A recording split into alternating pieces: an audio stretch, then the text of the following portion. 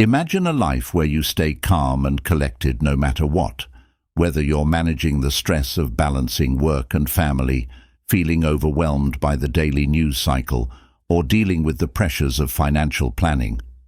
This is the peace and resilience that Stoicism can bring into your life. Stoicism teaches that our true power lies in controlling our own thoughts and actions. External forces, like the weather, the economy, or others' actions, are beyond our control. When we embrace this truth, we let go of the stress and frustration that come from trying to manage the uncontrollable. But Stoicism isn't just about understanding these truths. It's about actively shaping our character and behavior to live a virtuous life. This commitment to personal growth brings a deep sense of peace that isn't shaken by external events. In this guide, we'll dive into 10 essential Stoic lessons to help you find inner peace and emotional stability. We'll revisit these principles in various ways, emphasizing how repeated practice and reflection can deeply embed these ideas into your daily life. Let's start this journey of self-discovery together, diving into the teachings of Stoicism. We'll explore how these timeless lessons can help us achieve ultimate peace of mind and maintain our composure and strength, no matter what challenges come our way. Accept what you can control is the first lesson. Stoic philosophy is based on the dilemma of control, which Epictetus, the teacher, teaches us as its central principle. At the heart of this teaching is the idea that our lives are divided into parts we can control and parts we can't. Even in the midst of life's uncertainties, this idea is crucial for maintaining a calm and collected attitude. Epictetus, in essence, tells us to focus our energy and attention on the parts of life that we can actually control. These are things like our thoughts, words, acts, plans, and reactions. We can move through life with a sense of purpose and success if we focus on what we can really control. Being calm comes from realizing that we are in charge of our own inner world. External events and circumstances, on the other hand, are often out of our control and should be recognized as such. Epictetus shows that a shooter can aim carefully, draw the bowstring precisely, and release the shot skillfully, but still not know how it will fly. In the same way, we need to learn to let go of our connection to events we can't control. Allowing yourself to let go is not a sign of giving up. It's a way to accept that life is unpredictable. This powerful image from Epictetus of the archer who is happy knowing they gave it their all, no matter what happened to the target, is a powerful reminder of the Stoic way of living. Focusing on our goals and the hard work we put in, while knowing that the results will depend on many outside factors, is what this quote suggests. Stoicism, in essence, tells us to take charge of our inner world and use the tension between control and lack of control as a potent tool to stay calm and collected in a world where many things are out of our control. By focusing on what we can change, we free ourselves from the frustration of trying to control things that we can't. This lets us find serenity in knowing that we did everything we could with the tools we had at our disposal. The power of acceptance is the second lesson. Marcus Aurelius, a Roman emperor and philosopher, stands out as one of the most significant people in Stoic philosophy. People all over the world still think about and quote his Meditations, which are often seen as a timeless masterpiece of deep wisdom. They show one of the most important lessons in Stoicism, the lesson of acceptance. Marcus Aurelius takes us on a deep look into what it means to be human, recognizing that both success and failure are inevitable. He sees that life is a steady ebb and flow of ups and downs, like a melody. Although the environment is always changing, there are some things we can't change or control. Marcus Aurelius, as a Stoic teacher, praises the virtue of taking these facts that can't be changed. In the Stoic sense, to accept means to accept that life is unpredictable and short-lived. It means letting go of the chains that hold you back from certain results and walking in sync with the universe's steady beat. Marcus Aurelius said that fighting against the way things should happen only causes trouble and chaos. The Stoic view of acceptance is analogous to setting sail on the sea of existence without a set goal, but with unshakable confidence in the journey itself, like a ship fighting against the persistent current. You are being asked to let go of the need for absolute control and instead flow with the ever-changing flow of life, to dance to the music of the universe, no matter how calm or stormy the notes are. Stoic temperance is exemplified by this. In the world of Stoicism, this lesson is the key to finding peace and calm inside. It tells us to be open to the unpredictable parts of life, enjoy the sweetness of success, and handle the storms of bad luck with grace. Marcus Aurelius showed us that the power of acceptance is like a lighthouse that helps us find our way through the maze of existence. It enables us to face every moment and situation with a calm heart. It is the serenity of accepting life in all of its unpredictability and finding deep serenity in the midst of its constantly changing scenery. Practice mindfulness for Lesson 3. For those wanting tranquility and composure in the midst of life's storms, Seneca, the ancient Stoic philosopher whose wisdom has stood the test of time, offers a crucial lesson. Practice awareness. Mindfulness is a guide that directs us to the beaches of the present moment, providing refuge from the never-ending chaos of regrets from the past and fears about the future, according to the Stoic tradition. Mindfulness is the art of living in the present moment with full awareness in its essence.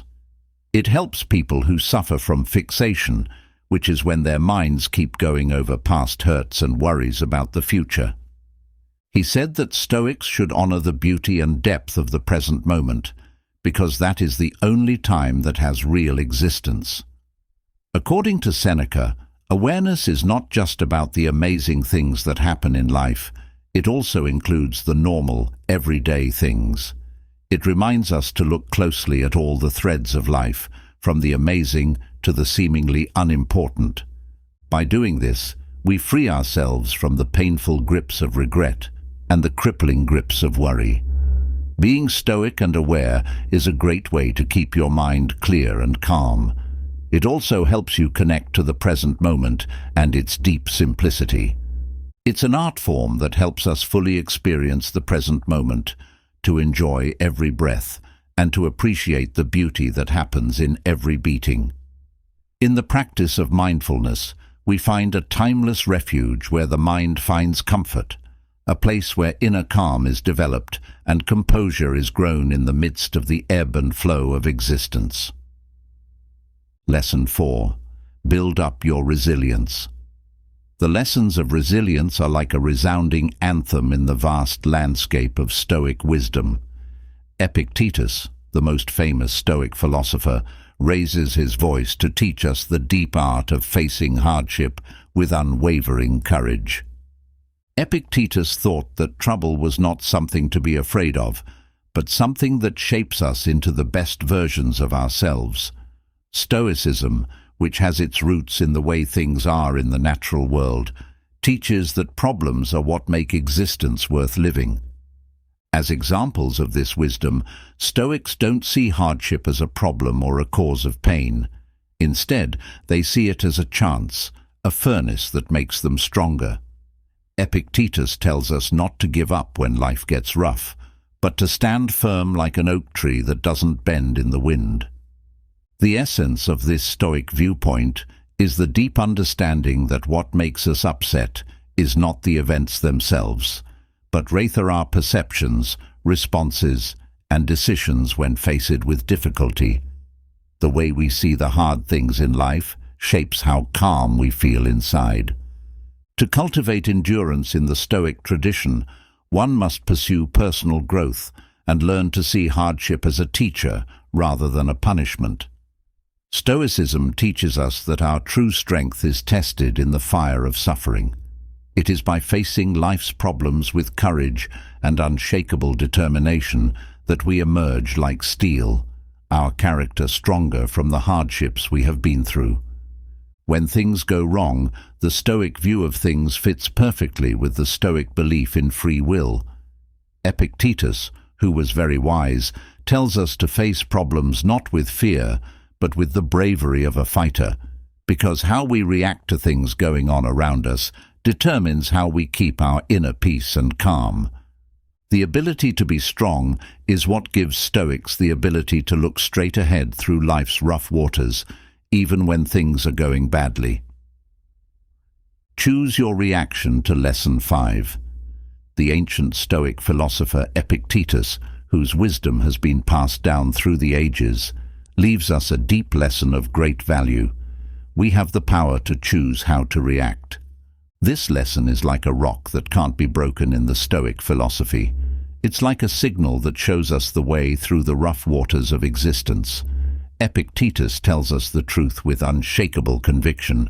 We may not be able to control the tides of outside events, but we can control how we react to them. This is what he says is the essence of Stoic wisdom. The center of control is clearly inside the Stoic chamber, where peace and composure are king. Stoicism, a philosophy based on deep self-mastery, praises how we are in charge of how we react to life's many obstacles. The Stoic virtues of wisdom, courage, justice, and temperance shine like guiding stars in this holy place, lighting the way to inner peace. With his wise advice, Epictetus asks us to think about how we make decisions and act, especially when we are going through hard times. By looking inside ourselves, we become aware of the deep truth that we have the holy gift of freedom, which means we can choose how to react to the many outside events that happen in our lives. The Stoic way of dealing with life's ups and downs is like a masterpiece on the painting of existence. It is the decision to respond to life's challenges with the Stoic virtues, the courage of heroes, the justice of good hearts, and the temperance of those who walk the path of inner control. The wisdom of Epictetus is carried by the Stoic, making it a fortress of inner peace that can withstand even the strongest storms. We build a shield that protects our serenity in the face of hardship through deliberate choice and agreement with Stoic virtues. To get through the confusing paths of life with grace and strength is what the Stoics say, because it is in the furnace of conscious choice that we find lasting inner peace. Lesson 6. Control your strong desires. Seneca's advice on the Stoic principle of balance is a gem in and of itself in the magnificent embroidery of Stoic wisdom, which is made with threads of reason and virtue.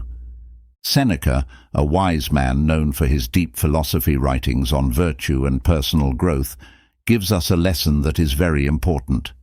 We need to control the strong wants that often threaten to overwhelm our inner peace. Stoicism is based on the idea that strong wants, like rough seas, can throw our lives off course and make us unhappy all the time. The Stoic thinkers were always trying to find inner peace. They knew how dangerous it is to want money, power, and other things that aren't necessary for living a life of virtue and wisdom. In line with the Stoic philosophy, Seneca shares his wisdom, which is based on the idea that true happiness can be found in the safety of confined wants. This lesson teaches us to use balance as a compass to travel the maze-like passageways of existence and arrive at the calm port of inner peace. Seneca's wisdom shows us that the Stoic road tells us to simplify our wants and look for only what we need for a good and virtue-filled life. By making things simpler, we can find the valuable gems of happiness and peace, which are not affected by the whims of outside luck. The Stoic practice of putting limits on strong wants serves as the compass, allowing one to stay cool and collected. The deep truth is hidden within the walls of this old wisdom. The passionate search for outward riches is but a passing dream, and the real treasures are hidden within, waiting to be found. Seneca's lessons are a lasting example of the Stoic dedication to inner control and the temperance of wants, paving the way for the holy place of inner peace. Be virtuous, according to Lesson 7. The essence of virtue, as promoted and treasured by the great Stoic thinkers such as Epictetus, Seneca, and Marcus Aurelius, is a dedication to virtue that is at the core of this old philosophy. The Stoic virtues of temperance, justice, courage, and wisdom serve as our guide, pointing us in the direction of a life of inner peace and calm. The virtues are an important part of Stoic wisdom's rich weave. They are the moral compass points that tell us how to handle life's rough waters with grace and wisdom. Stoics have thought about these virtues for a very long time. They are not just ideas. They are what the Stoic goal of living in harmony with the natural order of the world is built on. As a lighthouse, wisdom shines on the road of reason and insight. It is the first of these virtues. It encourages us to cultivate a thorough knowledge of the world and our place in it. Sages who were Stoic, like Epictetus, knew that all other virtues are built on top of wisdom. With wisdom as our compass, we can see the world as it really is and tell the difference between things that will pass away and things that will last. The second virtue is courage, which is like a guardian angel watching over our moral character. It urges us to be strong and determined as we face the difficulties of life. The Stoic definition of bravery is overcoming fear, not being afraid. Being able to face problems with inner strength is what it means to be determined. In his writings, Seneca talks a lot about how important courage is for building a strong, determined personality. When it comes to being right, the third virtue, justice, covers the Stoic road. To live by the rules of what is fair and morally right is what it calls us to do.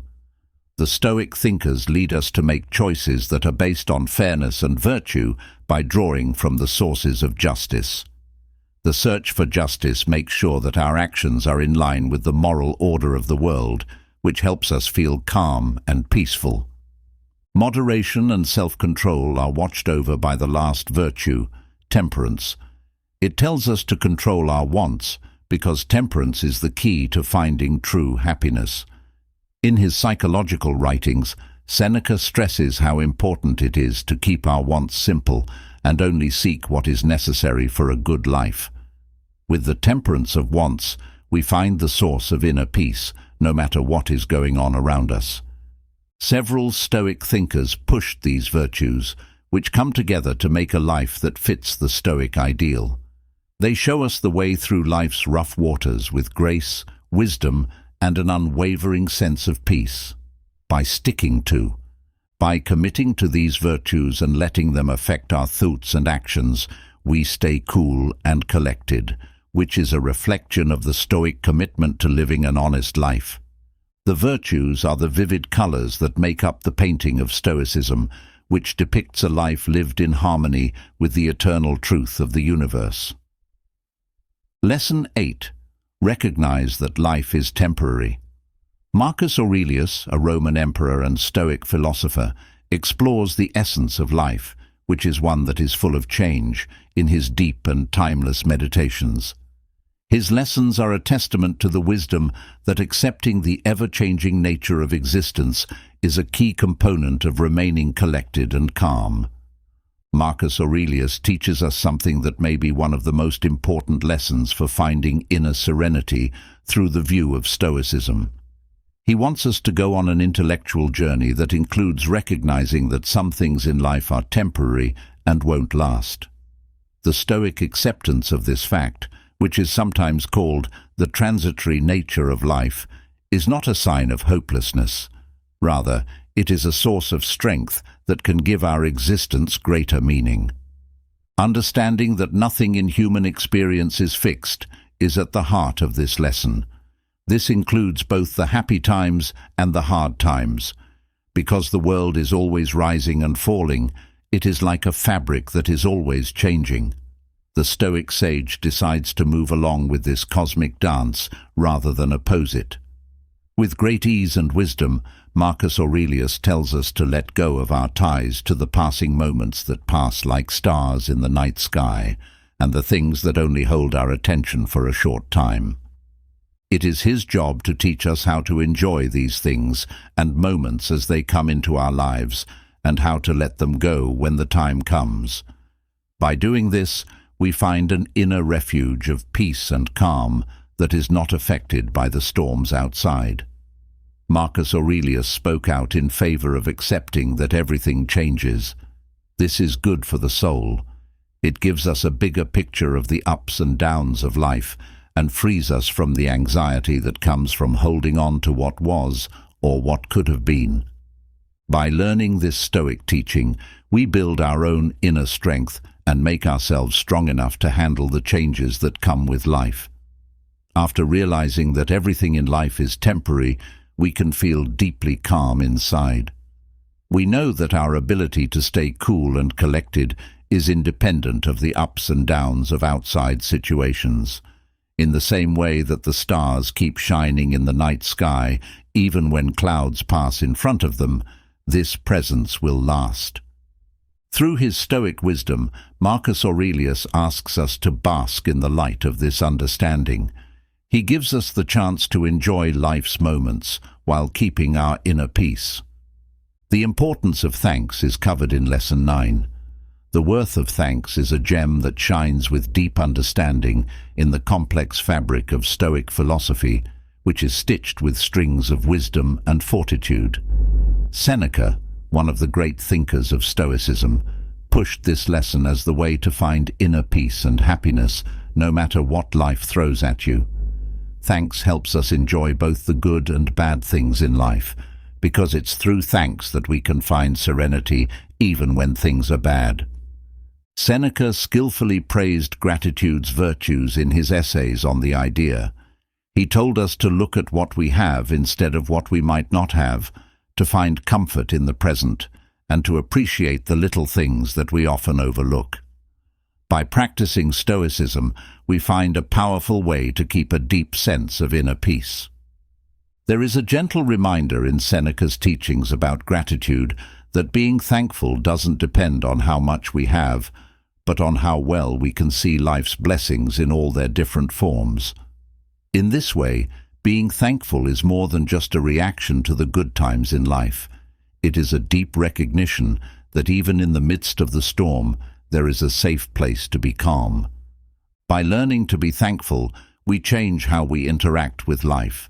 We learn to find beauty in the everyday, lessons in hardship, and the value in every moment that passes. Seneca tells us to be happy with the present, and remember that the best things in life are not things we can buy, but events we should enjoy. Thanks to Seneca, we can be sure that being grateful will keep our inner peace. It teaches us to constantly reflect on the good fortune that has accompanied us on our journey.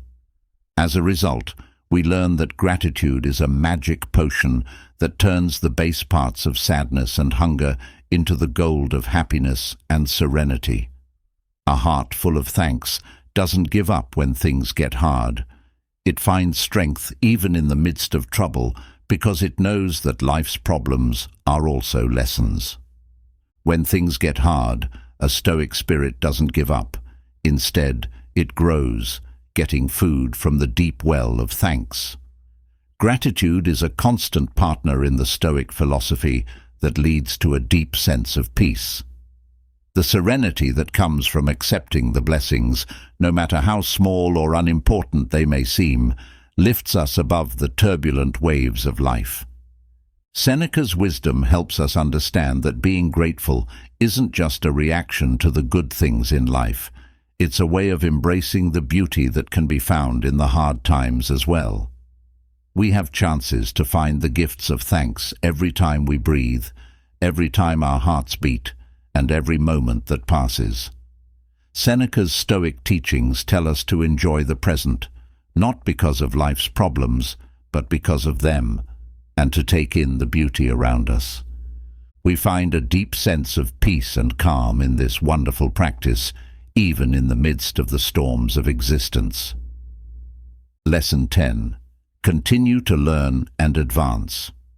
The deep fabric of Stoicism, where wisdom is mixed with strings of fortitude and temperance, calls us to set out on a lifelong path of self-improvement. Epictetus, one of the greats of Stoicism, is a reliable guide in this quest, showing that the way to inner peace and calm is made with the steps of personal growth. One theme that runs through the philosophy of Stoicism is the dedication to self-improvement. This theme is shared by many Stoic thinkers.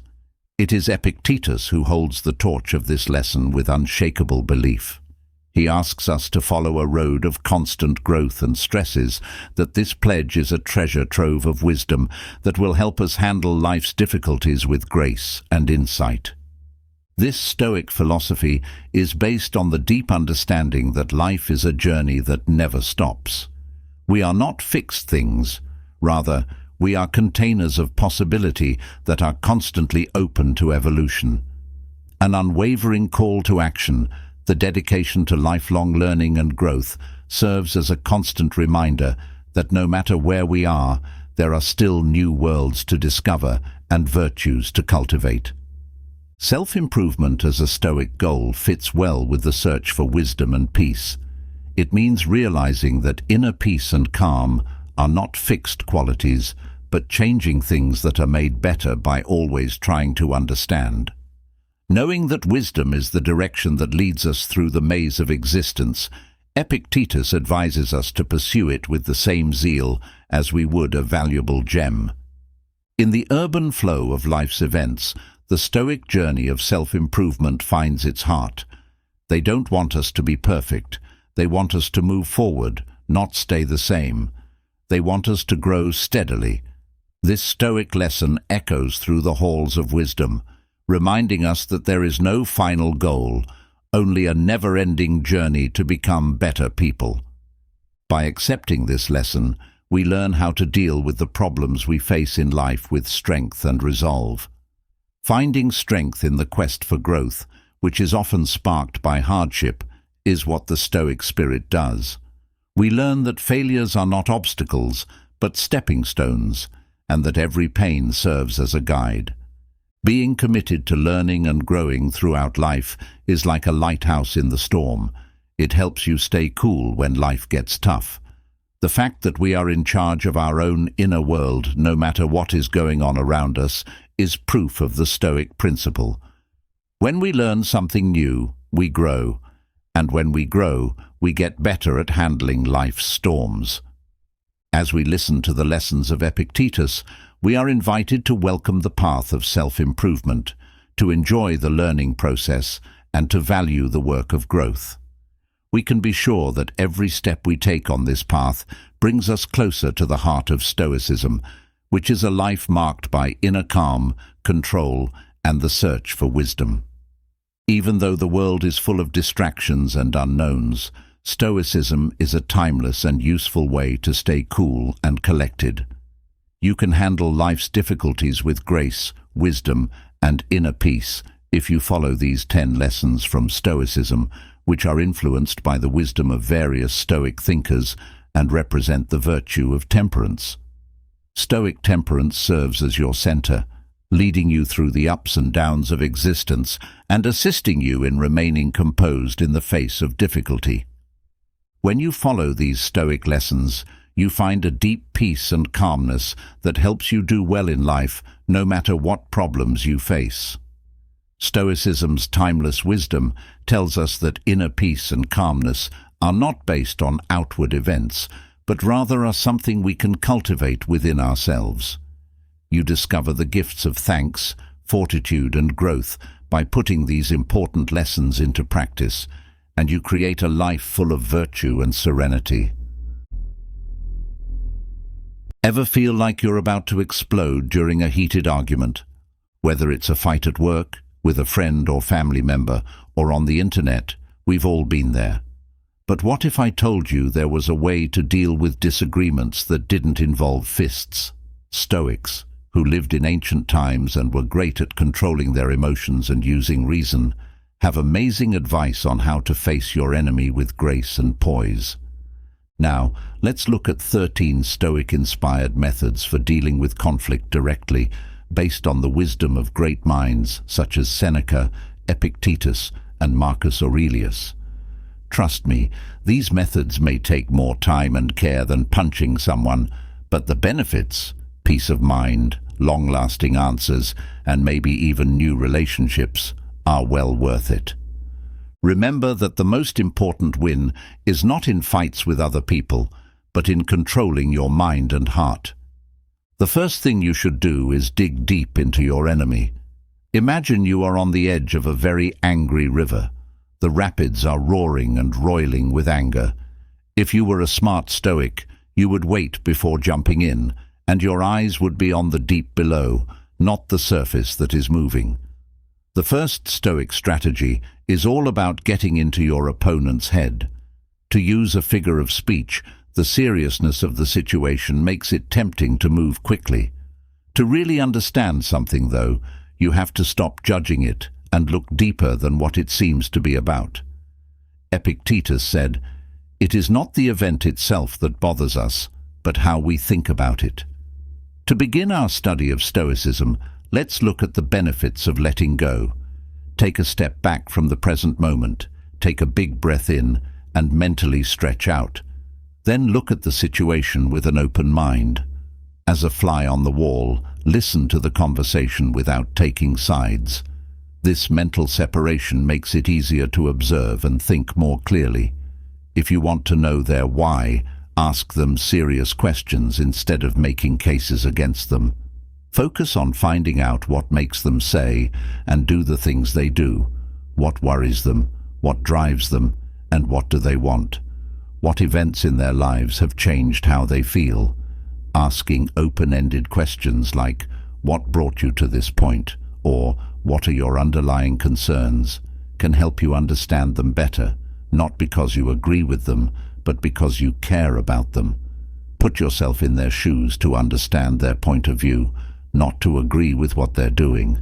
How do you think they might see the situation? How do their beliefs and values drive them? The goal of this task is to help you understand how they feel, find common ground, and see the world through their eyes. Don't agree with them. Instead, look for the hidden stream. Check out what's below the top. A lot of the time, conflict comes from deeper issues like fears, unmet wants, or hurts from the past. You might want to look past the current fight and figure out what the real problems are that are causing the conflict. What do you want to get done? What fears are coming up? Remember that this is an attempt to understand their behavior, not to agree with it. Your goal is to understand the different levels of knowledge and point of view that your opponent uses to make decisions. Geologists look at the layers of rock to figure out what the land is like. This Stoic depth-seeking method can help you find new common ground, and you might also learn important things about yourself and how you react. The river that was once boiling will become a calm stream whose stones are marked with knowledge and possible solutions. Number 2, pick your fights carefully. There are many disagreements in life, from political disagreements to disagreements in parking places. But the Stoics say that only a few stones in the way need our full attention. Getting involved in every fight, no matter how small, can make us feel tired. So, the second Stoic strategy tells us to be careful about which fights we take. Picture yourself in front of a huge battlefield. Every disagreement and argument has the potential to turn into a fight. A smart Stoic would take a moment to carefully consider each situation before jumping into the fight. Should we fight? Will this battle hurt my health or the things that are most important to me? Following the ideas of Stoic philosophy will help you choose your battles. The Seneca test. The greatest remedy for anger is delay, said Seneca. Take a moment to think about this and remind yourself how important it is to stop. Take a moment to calm down before you instantly answer. Take a step back and look at the situation without bias. It's normal for the stress of the moment to cloud our judgment, making it hard to make smart choices. Do we still need to ask Epictetus this question? It is not the event itself that distresses us, but our view of it, Epictetus said. Think about this important question for yourself. What effect does this debate really have on your values, health, or something important in your life? Or is it just a bothersome issue, a small hill instead of a mountain? Focusing on things that are really important will help you deal with them more effectively and with more focus. The Marcus Aurelius concept says that sometimes being quiet is good. Know how powerful it is to let go. Marcus Aurelius said that sometimes the best thing to do is to not make a choice at all. Most of the time, it's fine to keep quiet and let things go. Not arguing about small slights or choosing not to get into useless fights can be very self-controlled ways to keep your cool. Analyze the pros and cons of Stoicism using the cost-benefit method. Every fight costs you in terms of mental work and possible results. Think about how losing the argument might make you feel and how winning might make you feel. Is the price of victory worth it? Knowing when to give up with grace is sometimes the greatest form of strength. Remember that picking your fights wisely does not mean you are weak or don't care. It's about being aware of how little time and energy you have and making good use of them.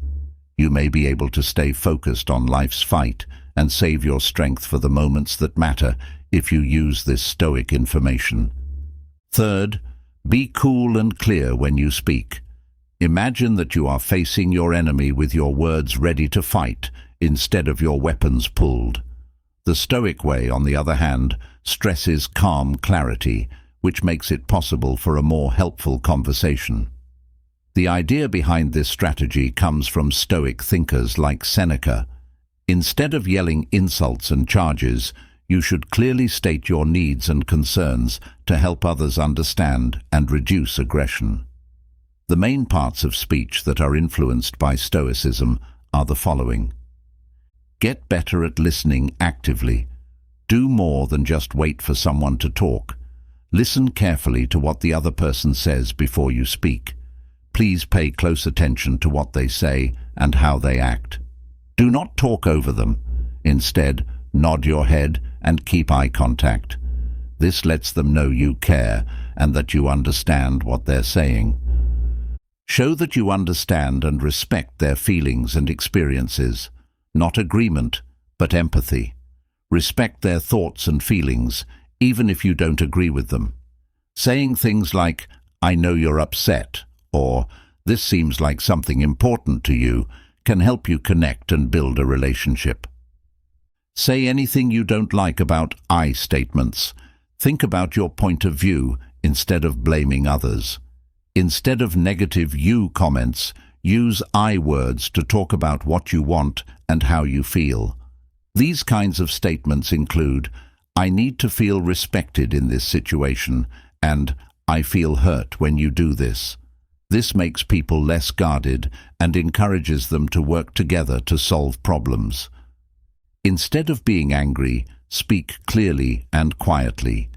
Peace, not noise, makes a person strong. Don't speak up because you're mad. Do it to make sure you understand. Keep your cool while speaking with confidence and strength. Do not abuse or attack people personally. This will only make things worse. Deal with issues first, not points. Try to find answers instead of wins. Remember that the goal is to find a way to work together that works for both of you, not to win the argument. What can we do to deal with this together is a good way to start a conversation about how to solve problems together. How can we come to an agreement that works for both of us? Remember that being able to speak calmly and clearly is an important skill. It's okay to say sorry when you mess up, and you should be kind to yourself. The more good contact you have, the easier it will be to get through even the hardest jobs. Fourth, look for the road that everyone is on. Imagine two mountain climbers going up what look like separate peaks. They know that their different paths will meet at a shared peak, where understanding will shine as they climb, though. This image fits perfectly with the fourth step of our non-confrontational journey, looking for a path that everyone can use. It stands for the Stoic idea of oikeiosis, which means living in balance with nature. Stoics tell us to look deeper and find the deeper currents that bind us, even though disagreements often make it seem like our goals or ideals are at odds with each other. Focusing on these shared hobbies, even if they don't seem important at first, can help us work together and find common ground, which will lead to a more peaceful resolution in the end. Here are some steps you can take to start your Stoic search for shared ground. Stop thinking about me and start thinking about we. Go beyond individual points of view. Instead of a you vs me argument, see the difference as a chance to work together toward a shared goal. Think about this. What do we both want in the end? This shift in point of view opens the door to possible areas of agreement, even if they aren't clear at first. Look for these things that you need. People often have conflicting wants because their needs aren't being met. Check to see what needs each of you is trying to meet by fighting. It could be a need for safety, respect, or acceptance. Realizing these basic needs can help people understand each other better and make it easier to find ways to meet those needs. Find ideas that you both agree on. What we do is based on our beliefs.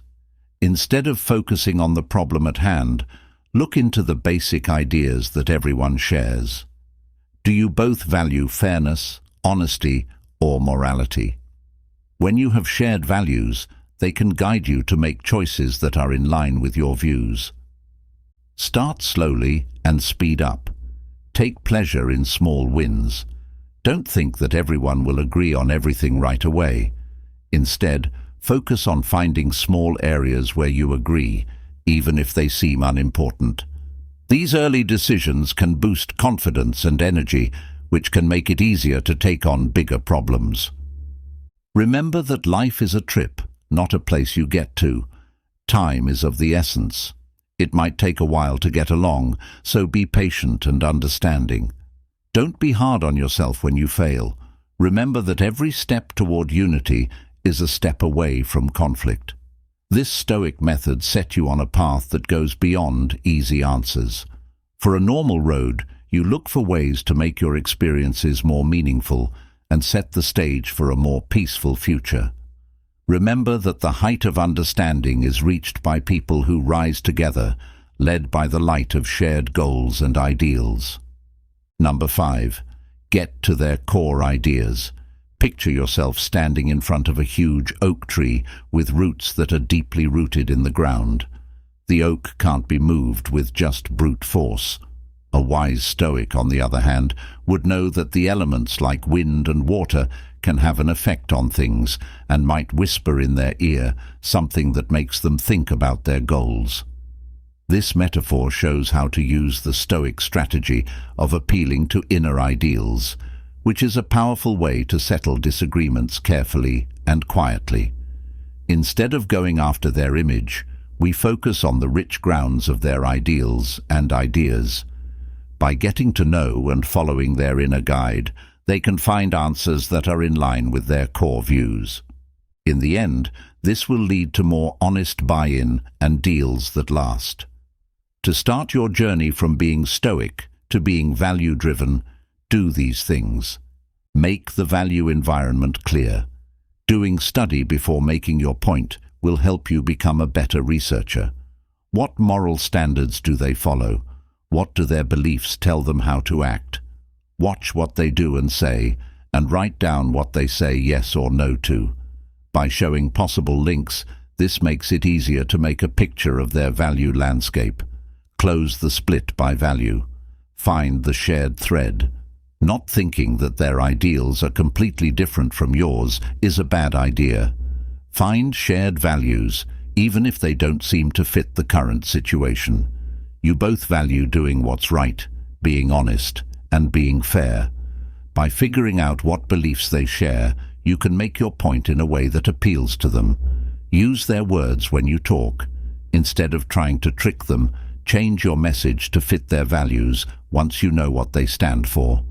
Talk so that they can say what they're interested in and what worries them.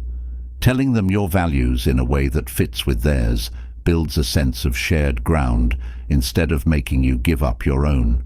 Show, don't just tell, because actions say louder than words. Instead of just telling them about your answer, show them how it fits with what they believe. Provide specific examples, stories, or past actions that show how your plan follows the main principles. This gives your case more strength and humanity. Remember that respect is very important. Instead of control, try to understand. During this process, always be kind and polite. This is important to remember. Your goal is not to control or dominate them, but to help them find an answer that meets both your needs and their values. By using this Stoic method, you turn into a good guide instead of a warrior with words, taking your enemy to a place they can really believe in. Remember that basic change doesn't come from forcing someone to change. It comes from them being in line with the ideals that shape their character. This approach builds respect and understanding between both sides, and in the end, leads to answers that are good for everyone. Using fun in a smart way to solve problems is number 6. Picture yourself walking on a wire that is stretched over a huge hole. Making a mistake can make you very angry, but humor can help you stand up straight like a balance beam. This complex metaphor captures the essence of the 6th Stoic method, which is to use humor to solve problems. There's no doubt that laughing can ease stress and make it easier to talk about things. A joke or fun humor told at the right time can help relieve stress, leading to better understanding and the release of anger. A Stoic philosopher named Seneca said that a joke is like a flower. It can change into an insult. To get the most out of comedy, we need to be very careful when we use it. Here are some tips to help you walk the funny tightrope with ease. Know your audience. Sometimes different people find the same things funny, so think about how your opponent laughs and who they are before you make a joke. What do they think makes them laugh? What kinds of topics could be touchy? When you're making jokes, be careful and err on the side of caution. Something that makes someone laugh might make someone else angry. Find peace and quiet, not horniness, and laugh at things instead of with them. It's not funny to make fun of or insult your opponent. The point is to find a common sense of humor. When it comes to humor, making fun of yourself is often a better bet, because it shows that you are humble and willing to admit your mistakes. The time is very important. Read the room again after you're done with it. When used incorrectly, humor can have terrible effects. Before adding humor, you should think about how serious the issue is. It would be better to wait until things calm down. Keep your cool and be kind if the stress is still strong. Puns and snark should be left at the door. Do not tell jokes that make fun of sensitive topics, stereotypes, or attacks on your person. Remember that the goal is to build bridges, not burn them. Use comedy as a tool, not as a crutch. Please don't think that humor will end the fight by itself. Humor can be useful, but it shouldn't be used instead of honest conversation or dealing with important problems. Don't think it will be the magic cure. Use it in small amounts to make people feel more open and brighten the mood. It's always better to be safe than sorry. Whenever you're not sure, it's best to stay away from jokes. To figure out if they're right, keep in mind that it's easier to gain trust than to lose it after making a mistake, even in comedy. Using these Stoic ideas, comedy might stop being a risky balance walk and start being a useful way to build relationships, relieve stress, and make it easier to solve problems. Remember that laughter's power lies in its ability to bring people together, not separate them. When used correctly, it can turn tense situations into chances to get along and work things out. Number 7. Show that you care. You are on a rough mountain path and you can see another climber going the wrong way through a crack in the rock. Like a whirlwind, their irritation and anger can be heard all over the valley. Instead of throwing arguments across the void, a Stoic person would slowly lower themselves, fill the gap, and offer an understanding hand. The 7th tactic is the Stoic concept of showing concern. This is what it's all about. Even during heated fights, empathy can help people work out their differences without fighting. In line with what Marcus Aurelius says, we can make real relationships with others and have more productive conversations by supporting their feelings and experiences. Change your point of view from me to them to create the ability of Stoicism. Look at the world through their eyes. It's better to try to see things from their point of view than just worrying about yourself.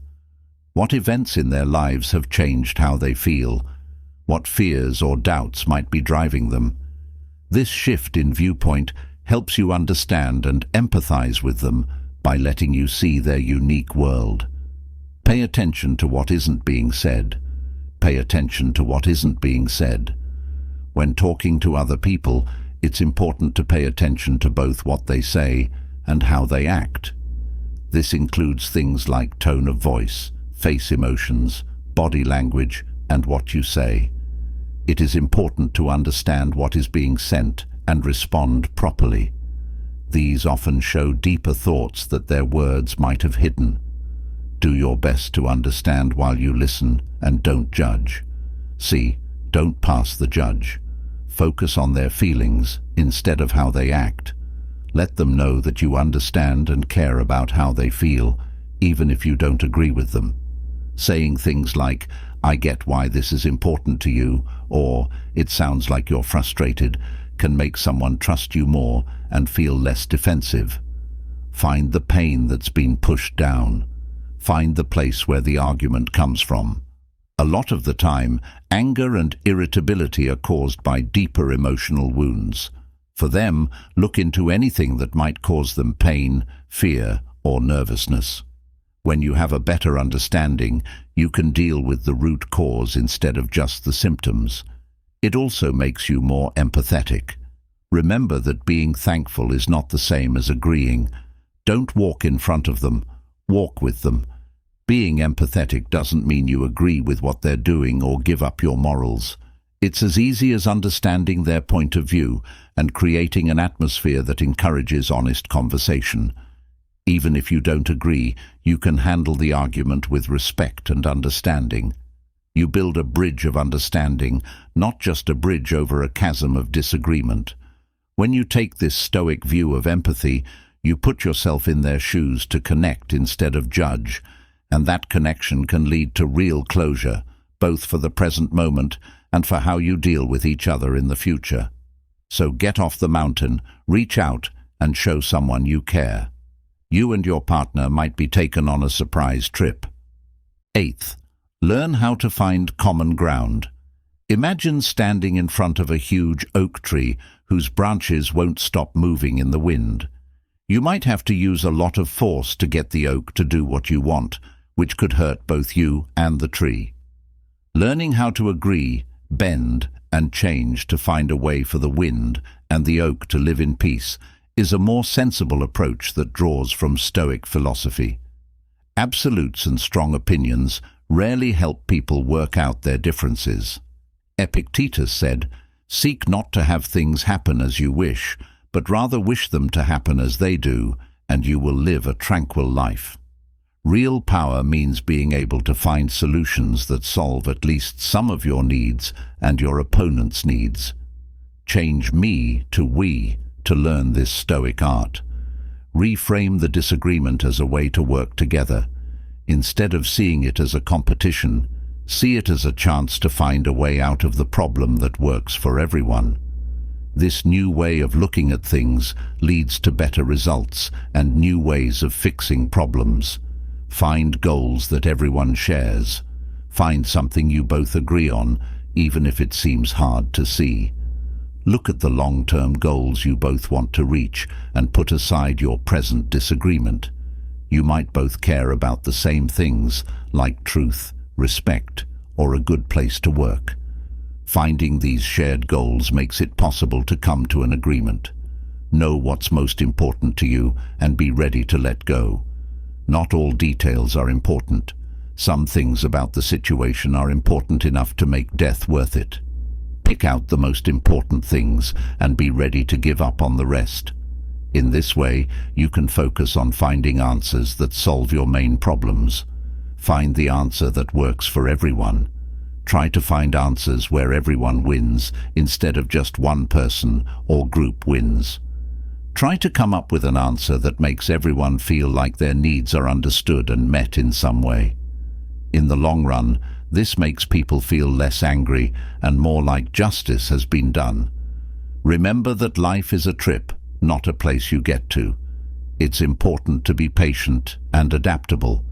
It's rare for compromises to only happen once. If something changes or new information comes out, be ready to go over the deal again. To reach a lasting agreement, both sides must be willing to talk things out and change their minds. When you learn the Stoic art of balance, you can stick to your requests and beliefs.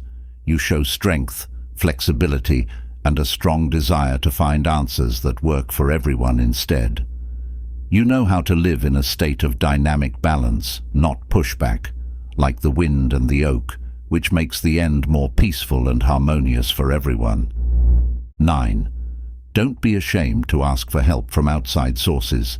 Imagine getting caught up in a thicket of thorns, with branches twisting and turning in your way. It seems like you can't make progress no matter how hard you try. This irritation often feels like being stuck in a fight where you can't talk to each other, and it seems impossible to find a solution. But the Stoics tell us that even in these circumstances, we are not alone. The 9th strategy stresses that asking for help from others should be seen as a sign of our determination to make things better, not as a sign of weakness. As a Stoic philosopher takes their students to knowledge, so can a referee or psychologist act as an unbiased third party to help people work through the complicated maze of conflict. As long as everyone feels safe and heard, they can provide a controlled space for conversation. Their knowledge can help clear up the muddled conversation and get rid of the mental growth that has been going on. Strong feelings often get in the way of our ability to speak, making it hard to understand other people's points of view or make our own clear. By helping to unwind these emotional knots, a neutral third party can make the talk more relaxed and productive, bridging the gap and building a path to understanding. Counselors and judges are trained to spot knowledge holes and help people who are fighting fill them. By helping each person see things from the other person's point of view, they can build understanding and reduce defensiveness. They can also promote productive talks that lead to a settlement. Facilitators who are skilled can steer the conversation toward useful problem solving, making sure that everyone can talk about their fears and work together to find solutions. We offer tools and strategies that will get you ready for the trip. A lot of advisors and judges have special training in how to deal with conflicts and talk to people. Their lessons can help you build better relationships over time by giving you the tools you need to deal with future disagreements. Asking for help is a sign of strength, not weakness or wisdom. Asking for help, according to Stoic philosophy, is a sign of wisdom rather than weakness. It shows that you want to find a solution that works for everyone and are willing to put money into your own growth and the success of the relationship. By getting help from outside sources, you can benefit from the knowledge and experience of others. This can help you and your opponent find a peaceful and helpful solution to your disagreement. Remember that getting help from time to time can make things better and tell you that you are not alone, even when things are hard. 10. Being able to forgive. Imagine being stuck to a huge rock. The weight of the rock is pulling you down, and its sharp edges are cutting into your skin. This heavy feeling that keeps you stuck in the past and makes it hard to move on is the weight of anger and forgiveness. The Stoic philosophy says that one of the best ways to break these ties is to forgive oneself. Forgiving someone doesn't make up for the past or the way they behaved. That person who is angry always has a wound open, as Seneca reminds us. To forgive someone, you have to choose to let go of the hurt feelings that are holding you back so you can move on with more clarity and peace of mind. Take the focus off of them and think about how their actions are affecting your health. This will help you become more stoic. Getting angry and resentful and hanging on to it does more damage than the other person. You feel tired, can't think straight, and find happiness and peace more easily when you're stressed. When you choose to forgive, you can take back control of your mental health and put your own health first. Realize that your point of view matters and look at the situation in a bigger picture way. Sometimes, in order to forgive someone, you need to understand their past and their goals. Instead of defending their acts, they are owning their flaws and weaknesses. This new point of view could help people understand each other better and make the situation less upsetting. Don't forget to let go of the past, not the memories. Forgiving someone doesn't mean forgetting what happened. It means letting go of the bad feelings that come with it. Remember the lessons you've learned, but let go of the things that are holding you back, like anger and hate. Take part in active forgiveness. Keep in mind that forgiving someone is an ongoing process. Please do what you can to make it longer. On this journey, you have to keep working hard. If you want to practice active forgiveness, you can let go of negative thoughts and feelings whenever they come up. Writing in a diary, focusing on the present moment, and meditating can all help with this. Remember that forgiveness is for you, not them. In the end, you give yourself a gift when you forgive others. It frees you from bad feelings and makes you happier, calmer, and more able to change how you feel. Don't wait for someone else to earn your forgiveness. Forgive yourself first. You can change your present and make room for a better future by accepting spiritual forgiveness. You choose not to forget the past. Instead, you choose to walk the path of peace and self-compassion, freeing yourself from the chains of anger and hate. Remember that forgiving someone shows strength and commitment to their own well-being, not weakness. So, take a big breath out, let go of the weight, and move forward into a future that will give you more freedom and serenity. Number 11. Rising from the ashes of conflict. Think of a bird that has been through trouble and come out stronger and smarter. This strong metaphor captures the essence of the 11th Stoic strategy, which is to use disagreement as a springboard for personal development. Epictetus said to make the most of the things you can control and accept that the rest is set and out of your hands. When you think about yourself and evaluate yourself, you can use conflict as a chance to learn and grow as a person. Start this life-changing journey by being open to learning and seeing problems as chances to grow. Change the way you think about disagreement from something bad to something that can help you grow and learn. Be willing to look at your mistakes and acts and go into the situation with an open mind. Dig up the ground. Find the real reasons behind the problem. Give some thought to how you fit into the fight. That's what made you act that way. On what morals or beliefs did the case go against? What feelings took over, and how did they change what you did? Being honest is important for figuring out your habits and triggers, so give these questions a lot of thought. Find areas that can be done from thinking about it to putting it into action. Let reflection not bring you down. Instead, turn your thoughts into ideas for improvement that you can follow. Did you need help talking to people in a good way? You might want to work on your active listening skills. Did your emotions get the best of you? To improve mental control, look into breathing techniques. Ask for help and feedback. To learn from trustworthy teachers, find a loyal friend, therapist, or guide who can help you grow as a person and give you honest feedback. Talking to a stranger about your thoughts and experiences could help you see things in a new way and make you more responsible. Remember that growth takes time. Being patient is key. Change will happen slowly because growing as a person takes work and time.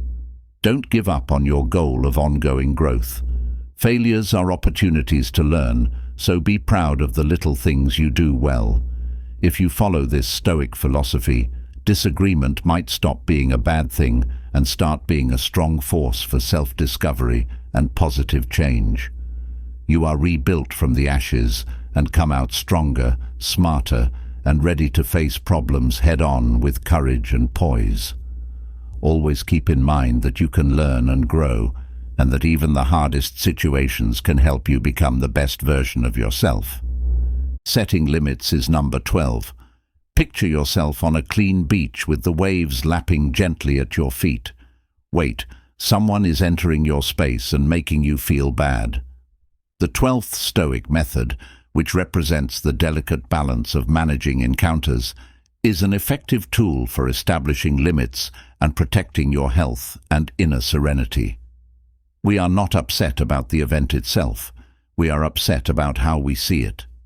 Epictetus tells us that while we cannot control what other people do, we can control how we respond by deciding what we will and will not accept. By setting clear limits, we can protect ourselves from bad things and make our relationships better. To use this Stoic idea in real life, you should understand your inner direction. Figure out what you need and what you value. Before setting limits, think about what's most important. What acts are in line with your values? What kinds of actions drain your energy or invade your personal space? Setting these mental limits makes it possible for people to communicate well. Be polite and clear when you talk.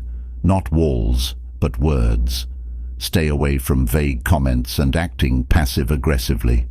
Focus on your wants and feelings and use I words to voice your limits in a clear and forceful way. Remember that being polite is necessary for building unity and understanding. The key is to be consistent. Stick to your rules like a lantern once you've set them. Don't give in to guilt or make excuses to avoid a fight. When you stick to your limits, you show others respect and get respect from yourself. Get ready for trouble. Know that not everyone will be able to follow your rules. You can get ready for possible pushback by kindly restating your position and stressing how important it is that they follow your rules. Remember that having limits gives you power. Taking care of yourself is the key to being free. Setting boundaries is not selfish. It's important to protect your mental and physical health. Taking care of your room and energy can help you grow, which is in line with Seneca's advice to have a happy heart and be thankful for what you have. Adopting this Stoic idea will help you and others get more respect, communicate more clearly, and have relationships that are better and more enjoyable in the long run. Remember that setting limits gives you the power to live a life full of inner freedom, respect, and peace, instead of building walls. It's a way to love yourself. 13. Don't forget that you are in charge of how you react. Picture yourself in the middle of a rough storm where the waves are crashing and the wind is howling. This storm is out of your control, but you can choose how to deal with it. The 13th Stoic strategy is to remember that you are in charge of your reactions, not the things that are happening around you. It's a powerful comparison. Stoics tell us that real strength comes from mastering our inner world, not from controlling the outside world. While life is rough, Epictetus says, "It is a shame for the soul to depend on the body for satisfaction." To stay calm inside, we can focus on our responses, which we can control. To build the ability of Stoicism, you need to figure out what sets you off. Know where your emotions are at. Just for a moment, think about the things or situations that make you feel bad. There may be certain words or people that bother you. Recognizing these causes is the first thing that needs to be done to control them. Take a deep breath. Leave some space between the trigger and the answer. Make up your mind to wait before acting on instinct. Take a big breath in and give yourself time to quietly watch and think about what's going on. Feelings won't be able to control what you do because of this. Change your point of view. Change your point of view, not the facts. Many times, how we think about things affects how we respond more than what actually happens. Look at things from different points of view and face your unconscious opinions. Is it possible to fix this? What good things can you focus on? Be careful when choosing your response. Do not respond, but react. Once you've calmed down and changed your point of view, carefully think about your choices before replying. Does getting angry or frustrated help you deal with things? Would it work better if you were calm and sure of yourself? Remember that based on how you react, the issue can get worse or better. Work out, work out, work out. It takes time and work to learn how to control your responses, just like learning any other skill. It takes a lot of work. You can gradually improve your mental strength and self-control by trying out different ways to handle tough scenarios. When you accept this Stoic idea, you gain strength rather than becoming meek. Instead of trying to control the outside world, you learn to handle life's storms with courage and grace. You find inner peace by controlling your responses. Remember that the real test of strength is having quiet control over your own thoughts and feelings, not having control from outside yourself.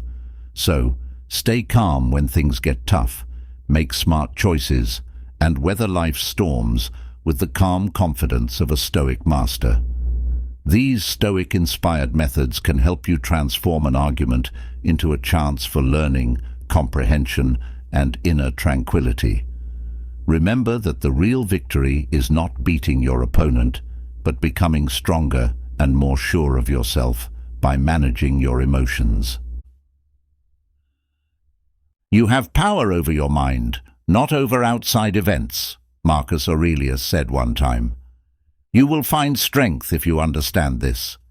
Have you ever felt the frustration of having a thought full of noise, the pain of not knowing what to do, or the paralysis by analysis that results from overthinking? We've all done it, played back talks, guessed what would happen, and tried to solve an endless string of what-ifs in our minds. Here are 10 useful Stoic ways to stop overthinking so you can face this problem head-on. Let's get started. Think of your overthinking as something outside of you. It's easy to get caught up in too much thought, like fog coming in on a clear day. It starts as a single fear or thought and grows so big that it can knock you off your feet. In our fast-paced world, where information comes at us like hail in a storm, this is a familiar problem. The Stoic philosopher King Marcus Aurelius once said, "The happiness of your life depends upon the quality of your thoughts." This brings us to our first technique, seeing overthinking as something outside of you. Making your thoughts into an enemy is not the point. The point is to see that these thoughts are not who you are. They come into your peace and bother you. Think of those bothersome thoughts as clouds moving over a mountain. You are that mountain, majestic and stable, standing strong even as the clouds pass by. Now, how do you keep these attackers out? Stoicism tells us to look at things without getting involved. You could put these thoughts in a bubble and watch them float away. This mental practice doesn't just make them less important, it also helps you remember that thoughts are temporary. Your peace will only be disturbed if you hold on to them and give them power. By doing this picture over and over, you can train your mind to let go of these thoughts before they become a storm. You are not just your thoughts as you get better at telling yourself apart from all the overthinking. This difference acts as a shield, like earplugs in a loud crowd. Every day you have to make a conscious effort that gets stronger over time. Take a moment to picture the thought as noise, something that isn't required and has nothing to do with who you are. Not only will this keep you from overthinking, but it will also help you reclaim your mental space and peace from time to time. Shift your attention to something else to grab control. Have you ever found yourself getting lost in a rabbit hole of what ifs and what ifs that will happen, worrying about the same things over and over until you can't think straight? In your mind, it's like having a bunch of computer tabs open and each one has a video playing full speed. You can't seem to hit stop. The stress of having to keep up with everything can make people think too much, which can lead to a never-ending circle of overthinking. But just like a messy desk, a thought that is too messy needs to be cleaned up. Redirecting your mental energy isn't just about finding peace. It's also about regaining control and turning down the noise of what could be so you can enjoy what is.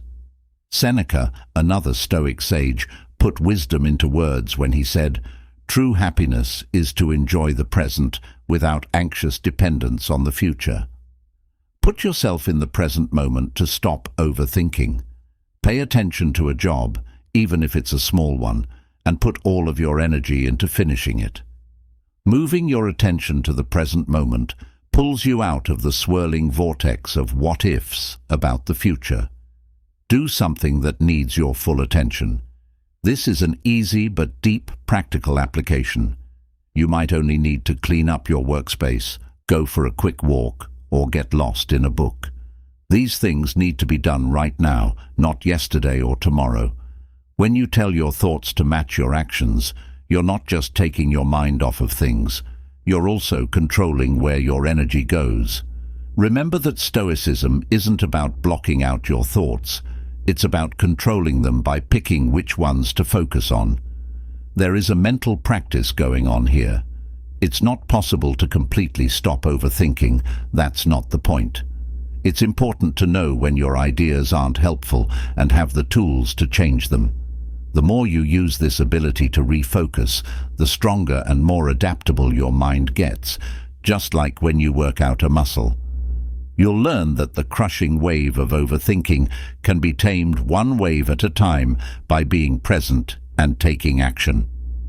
Accept that things change over time and work on letting go.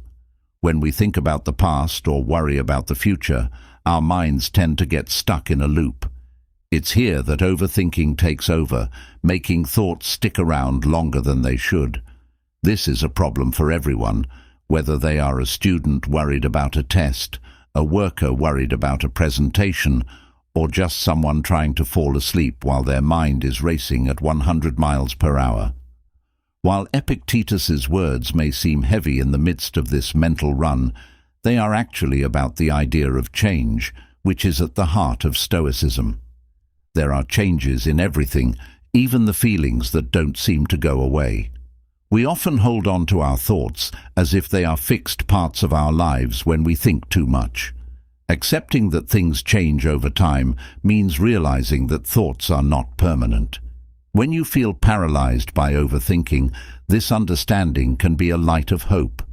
In real life, accepting change means making it a habit to let go. You consciously let go of the thoughts that don't help you. It's like clearing out your mind. See yourself as a leaf floating on the top of a river as you let your thoughts drift away. Or maybe you see them as clouds that move on and change shape all the time. This picture not only helps right away, but it also helps you understand more deeply that the nature of thinking is to change. This practice can change the way you interact with your thoughts if you do it every day. They shouldn't be forced to leave. They should be allowed to. It takes bravery to let go, which is not the same thing as giving up. It means you've decided not to let useless thoughts take over your mind for free. You'll notice a new mental room and quietness that was always there, but was hidden by all the noise of overthinking as you get better at this. It's not just a method to accept that things change. It's a way of life that is more relaxed and in the moment. Set aside time to worry. Many people have fears that are always in the back of their minds, like the hum of a refrigerator. Sometimes they are hard to notice, but they are always there. Worries like these can take over our minds at any time, even when we're trying to sleep, focus on work, or have fun with friends. As if our mind were a stage, and these worries were the guests who won't go away. Epictetus, a Stoic teacher, said, "If you want to improve, be content to be thought foolish and stupid."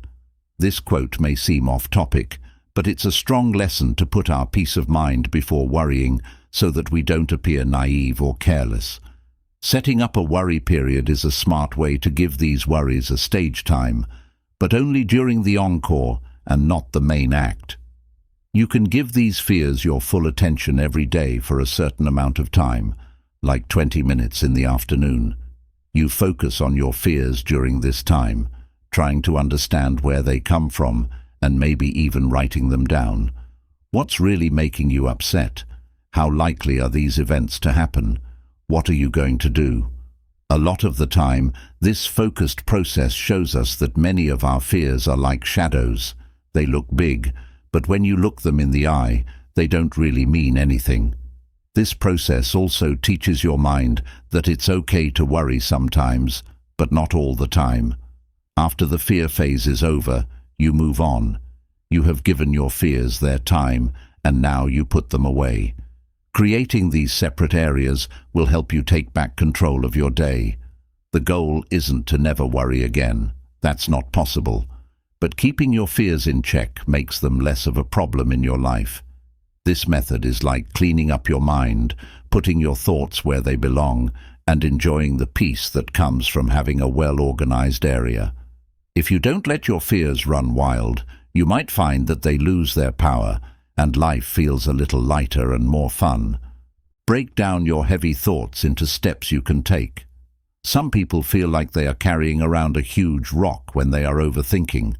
We're stuck under the heavy cloud of our own thoughts, which seem to be all the weight of the world. People all over the world feel this way. It's made worse by living in a world that expects great success in every area of life, including work, relationships, personal growth, and social status. The stress of having to do well can stop us in our tracks with fear and confusion. Marcus Aurelius once said, "The thing that stops you from acting leads to action." This quote can help you find your way through this fog of overthinking. What stands in the way becomes the way. This deep understanding is the basis of our fifth method, which is turning overwhelming thoughts into steps that can be taken. If you have a big fear or a complicated problem that is making your mind race, break it up into smaller pieces that you can handle. What's the next step I can take? Not all 5, 10, or 20 steps, just the next one. It might seem like a small thing to do, but it's a strong way to stop overthinking. Focusing on one thing at a time shifts your energy from thinking to doing. It's like taking care of one small knot at a time to untangle a big one. That's not to say that your worries aren't complicated. You're just going through them with purpose and accuracy. This method is beautiful because it is easy to use and works well. You gain speed with each small step, and when you look back, you see that the worry rock has turned into a pile of pebbles. You took one step at a time to cross. This method teaches people to be patient, strong, and confident in their own abilities to face problems head-on. All of a sudden, something that seemed impossible to overcome is behind you, and you stop overthinking.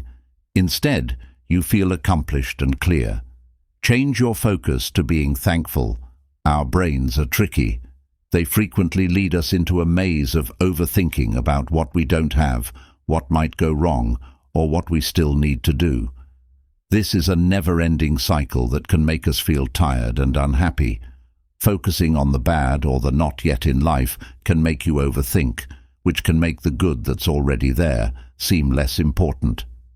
Seneca once said, "True happiness is to enjoy the present without worrying about the future."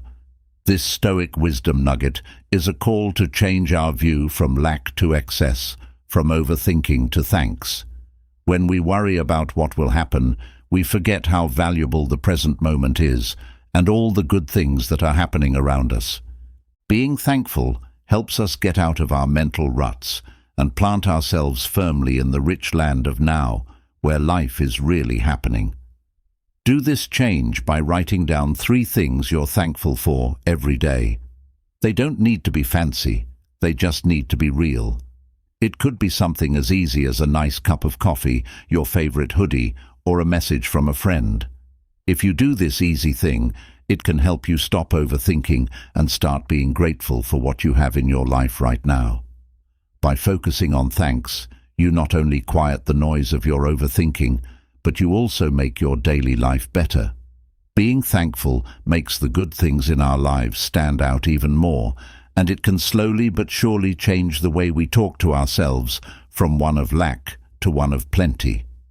This new way of looking at things can change how you deal with life's problems over time, making them into chances to see and value what's already good in your life even more. Here, it's not just about feeling better right now. It's about building a base of happiness that will last you through all of life's ups and downs. Aim for effort instead of result. Our minds often dance with the future, its outcomes, its what-ifs, and its endless chances of failure and sadness, which can make us think too much.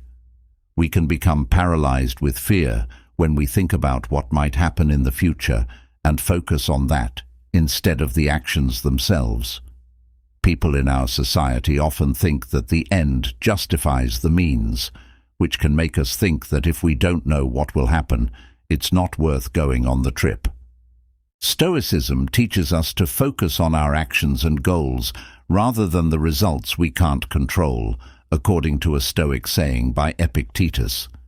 This doesn't mean we shouldn't have goals or want to do great things. It just means that what really matters is how hard we work, how honest we are, and how much virtue we have as we go along. To use this method, actively shift your attention back to the effort itself whenever you find yourself overthinking the possible outcomes of your actions. Ask yourself, are you the best you can be? Are you acting in a good way? Are you staying true to what you believe in? When you use this method, you should be fully involved in the process, do the work, and know that's all you have to do. We can break free from the chains of overthinking when we focus on effort. It lets us be in the present and do our best without worrying about what might be getting in the way. It changes the way we act from simple steps toward a goal to displays of our character and dedication. You'll see that your road isn't just a way to get to something else. It's also a way to live a purposeful life, and each step is an accomplishment in and of itself. The last 3 methods give you new ways of looking at things, which can help you find your hidden strengths, become more resilient in real life, and deal with life's challenges in a balanced way. Practice being uncomfortable on purpose. When we're faced with something that might be uncomfortable or different, our thoughts often take us into a whirlpool of overthinking. We act out different situations over and over, trying to guess what will happen and getting ready for any pain that might happen. It can be tiring to do this thought practice. When you stay in your comfort zone, you stop growing, and overthinking is the guardian. Marcus Aurelius once said, "The art of living is more like wrestling than dancing." This quote is meant to reflect the Stoic principle of facing problems head-on rather than dodging them. We can train our brains to deal with uncertainty and stop overthinking by putting ourselves in situations that make them uncomfortable. It's about taking small, deliberate steps that push us out of our comfort zones and teach us how to be strong and flexible. To bring this into your everyday life, start with a small change, like taking a cold shower, sleeping without a pillow, or walking instead of driving. Do something that throws off your regular schedule and don't judge your feelings as they come up. This isn't a punishment. It's a way to show yourself that being uncomfortable isn't as scary as you think it is, and stop overthinking it. In a strange way, Choosing to be uncomfortable can make you more comfortable with different parts of your life. When you do things that make you feel uncomfortable on a regular basis, they start to feel normal and your mind starts to calm down. It pays less attention to how things change and more attention to what you can control, how you respond. It's not only easier to stop overthinking when you see things in a new way, but it also helps you build inner strength that isn't affected by the tides of life. Think about how short life is. A lot of the time, when we're overthinking, it's because we've focused too much on the little things in our lives and lost sight of the bigger picture. When we think about all the what-ifs, it makes us lose sight of the big picture. This close-up view can make even the smallest problems seem impossible to solve, which takes up our time and energy. We are not given a short life, but we make it short, Seneca wrote. We are not hungry, but we waste our food.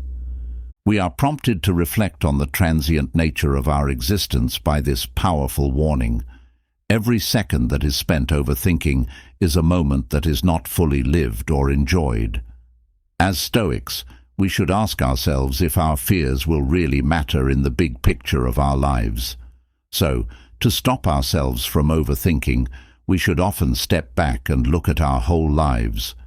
Realize that many of the things that bother us are temporary and don't matter in the long run. When your thoughts are too much for you to handle, take a moment to remember that life is short. Check to see if this moment of overthinking is really worth the time you have. When we think about how short life is, our memories and worries naturally become more important.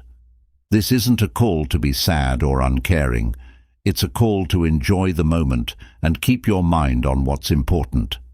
It's a strong way to stop overthinking because it brings our attention to the present, makes us value the present more, and makes worries about the future less heavy. Instead of causing anxiety, use the transient nature of life as a blank surface to paint with the bright colors of present and active living. You should look for wisdom from other people. Sometimes it feels like we're walking through a maze in our minds, and every turn only leads to more confusion and overthinking. When we try to put together a puzzle, the pieces keep getting bigger, which makes us feel stuck. This is the main problem with overthinking. We get stuck in a loop that begins and ends in our own minds, and there isn't always a clear way out. Seneca, who was known for his wisdom, advised, "Ask your friend about everything, but especially about things that affect you." Then, his advice might come in handy when your own love for yourself makes it hard to make good decisions. These simple words contain a deep truth that can help you get through the rough waters of overthinking. Stoicism tells us that the loop of ruminating can be broken by looking for answers elsewhere. It might be a friend's new point of view, the unbiased advice of a guru, or the timeless wisdom in a book. In current times, this means looking for people whose views you value and believe. There could be a friend or family member or a professional who can help you. Sharing your thoughts with them can help in two ways. It clarifies what's on your mind as you express it, and it allows for unbiased feedback that you might not have gotten while overthinking things. This method does more than just solve problems. It also tells us how important it is to connect with other people. Things that weigh us down often get lighter when we share them. As social people, this is not a sign of weakness. It's a recognition of our strength as a group. You can emerge from the darkness of overthinking by following the light of other people's wisdom. The puzzle will get easier to solve with each talk. This isn't because the problems are easier, but because you're not trying to solve them by yourself.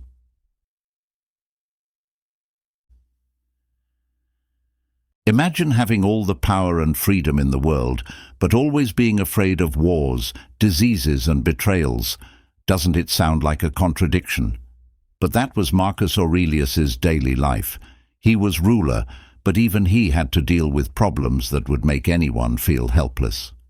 Today, I'm going to tell you how he found an amazing way to deal with his unhappiness in Stoicism, a philosophy that changed not only his life, but also mine. Before I start, I want to thank all of you for your amazing help.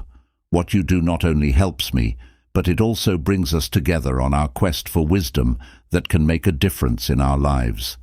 Together, let's find out how the strength of a ruler can make us stronger. It's interesting to reflect on why some people don't react to certain things. If someone doesn't respond, it can feel like you're walking on thin air, but that's not a sign to give up or give in.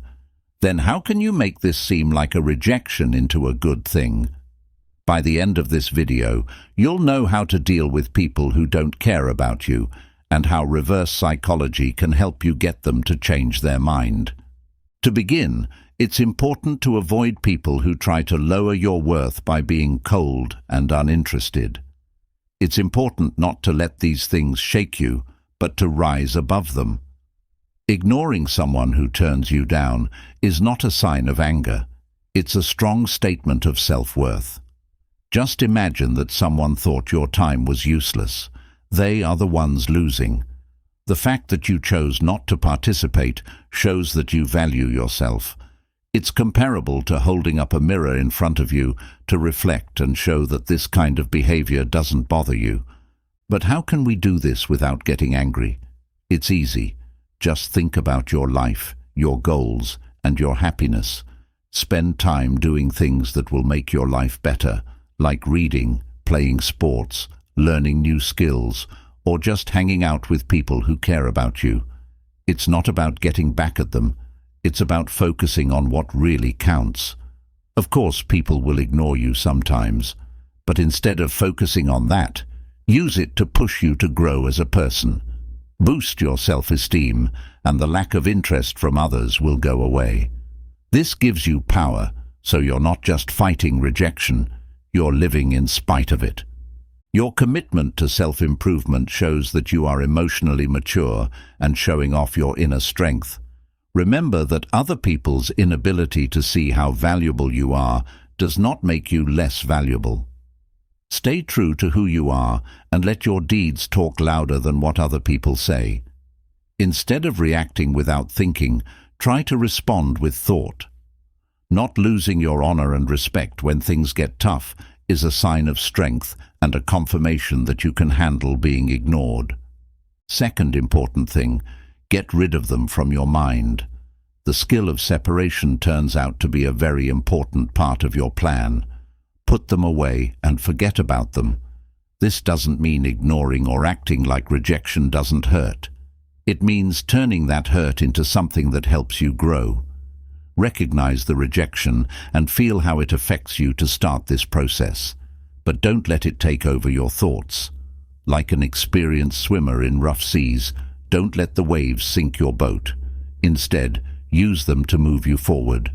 We need to change how we think about rejection in order to change it. Instead of seeing rejection as a roadblock, see it as a sign that points you in the direction of new possibilities and paths. Invest in things that feed your essence and expand your views. Get lost in a tough book, play a sport that pushes you to your limits, or get involved in community projects that give you new ideas. These activities aren't just fun, they're ways to learn about yourself and grow as a person. Each new experience makes you stronger and more flexible. Also, cultivate a good group. Spend time with people who motivate and excite you. Talk about your goals and listen to theirs in a space that helps both of you grow. Remember that being turned down does not mean you are not worthy. It's an opportunity to find yourself again and start over. As you go along this road, you'll learn that what seemed like painful rejection was really a push in the right direction. Don't act on your feelings without thinking first. Third important point, don't respond emotionally without thinking. When someone turns you down, it's normal to feel a lot of different emotions, to want to react and let your feelings out. But there is a useful method that comes from the Guide to Serenity. When someone tells you off, it can be tempting to give in to your anger or sadness. Stoicism, on the other hand, is a philosophy that is just as applicable today as it was in ancient Greece. It makes us put ourselves in a calm and reflective state. This doesn't mean hiding our feelings. It means not letting them control us when we don't pay attention to them. Instead of getting angry or looking for validation from outside sources, stop and reflect. Why does this affect me? Most of the time, our own fears hurt us more than the rejection itself. We need to be practical. If someone is ignoring you, take a deep breath and tell yourself that this moment doesn't make you who you are. It's just a brief instance. Stoicism tells us to pay attention to our own actions and responses instead of how other people act. So, be nice and kind at all times. If you feel the need to talk to mind, do so honestly and without any expectations. Being this way is not disinterest, it's mental control. Know that the acceptance of other people does not affect your self-esteem. How you react is what gives you power, not how other people treat you. Adopting this way of thinking isn't easy, but it does change things. You are not only handling a challenging situation, but also growing by keeping serenity in the face of rejection. You learn that outward validation is not necessary for inner peace. On this path to self-confidence, you will learn how to value yourself on your own. You show real strength and perseverance by taking this method, which is very desirable in and of itself. Some people are naturally drawn to people who are sure of themselves and don't get upset at the first sign of not caring. You can not only deal with the problem, but also do well in it if you stay calm. You grow as a person by learning how to deal with failure and using it to push you forward. A way of inner strength and mental stability, this is Stoic wisdom. Fourth and most important, show what you're worth. This really tests how strong you are. View each rejection as a chance to show your strength and skill, not as a failure. Take a big breath if you are passed over for a raise or in a meeting. Don't give in to feelings of self-pity or anger. Instead, use that energy to do something good. Take the lead in a new task or work on a project that shows off your skills. Remember that other people's lack of appreciation doesn't make you less valuable. In fact, it makes you shine even better. If someone doesn't care about you, remember the saying, when one door closes, another opens. This is not just comforting words, it's a plan for what to do. Rejection can be a wake-up call to where your skills are most needed, rather than reflecting your true worth. If you are being passed over for a job, it could mean that you need to look for something that fits your skills and interests better. This should make you reevaluate your skills and look for ways to make the most of them. Now is the time to write your own story of success, where each setback becomes the setting for a successful return. Finding happiness after being let down isn't the point. The point is to feel all of your feelings and move on with grace and drive. Stoicism advises us to concentrate on what we can control, our deeds and responses. Understand how others feel when they are rejected. Do this for yourself as well. That co-worker who doesn't seem to care could be dealing with their own problems. You shouldn't see expanding your knowledge as a sign of weakness, but as a sign of strength. Grow from these events, affirm your worth, reflect, and learn to become better and smarter than you were before. In other words, rejection is not the end of your story. It's a turning point that makes you more true to yourself and strong. You can turn your biggest fear into your biggest partner for personal growth and success if you face it with the wisdom of the ages and the energy of youth. Fifth important point, lessen touch.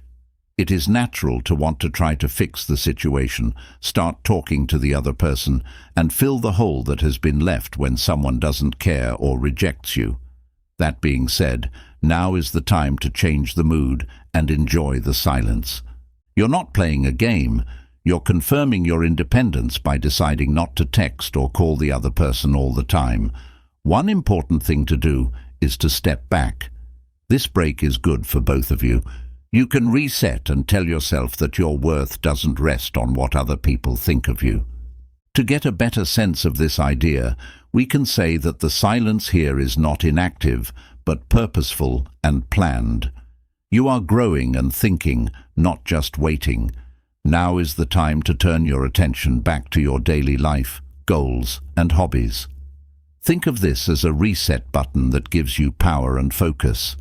This time of not talking to them is not a sign of coldness or abuse. It's just a way for you to set limits for your own mental peace. You're making it clear, I value myself too much to try to get attention or beg for it. Taking this stance is not only freeing, but it also gives you power. How you feel about yourself and your confidence is shown by this. You send a strong message when you don't say anything. In a world where people are used to getting answers right away, your silence can be mysterious and even beautiful. It shows that you are not easily upset and have other things that are more important to you than this rejection. To show that you are strong, focused, and not depending on outside validation, it's not about making someone feel bad or pulling them back. This plan might not change how other people act, but it will change how you act, making you stronger, more focused, and ready to handle future difficulties with ease and balance. Cutting down on touch is a way to take care of yourself and affirm your worth. It also sets you up to move forward in your life with confidence and honor. The sixth basic point is showing that you can do something. The real art of rejection isn't just proving other people wrong, it's also about showing yourself what you can do.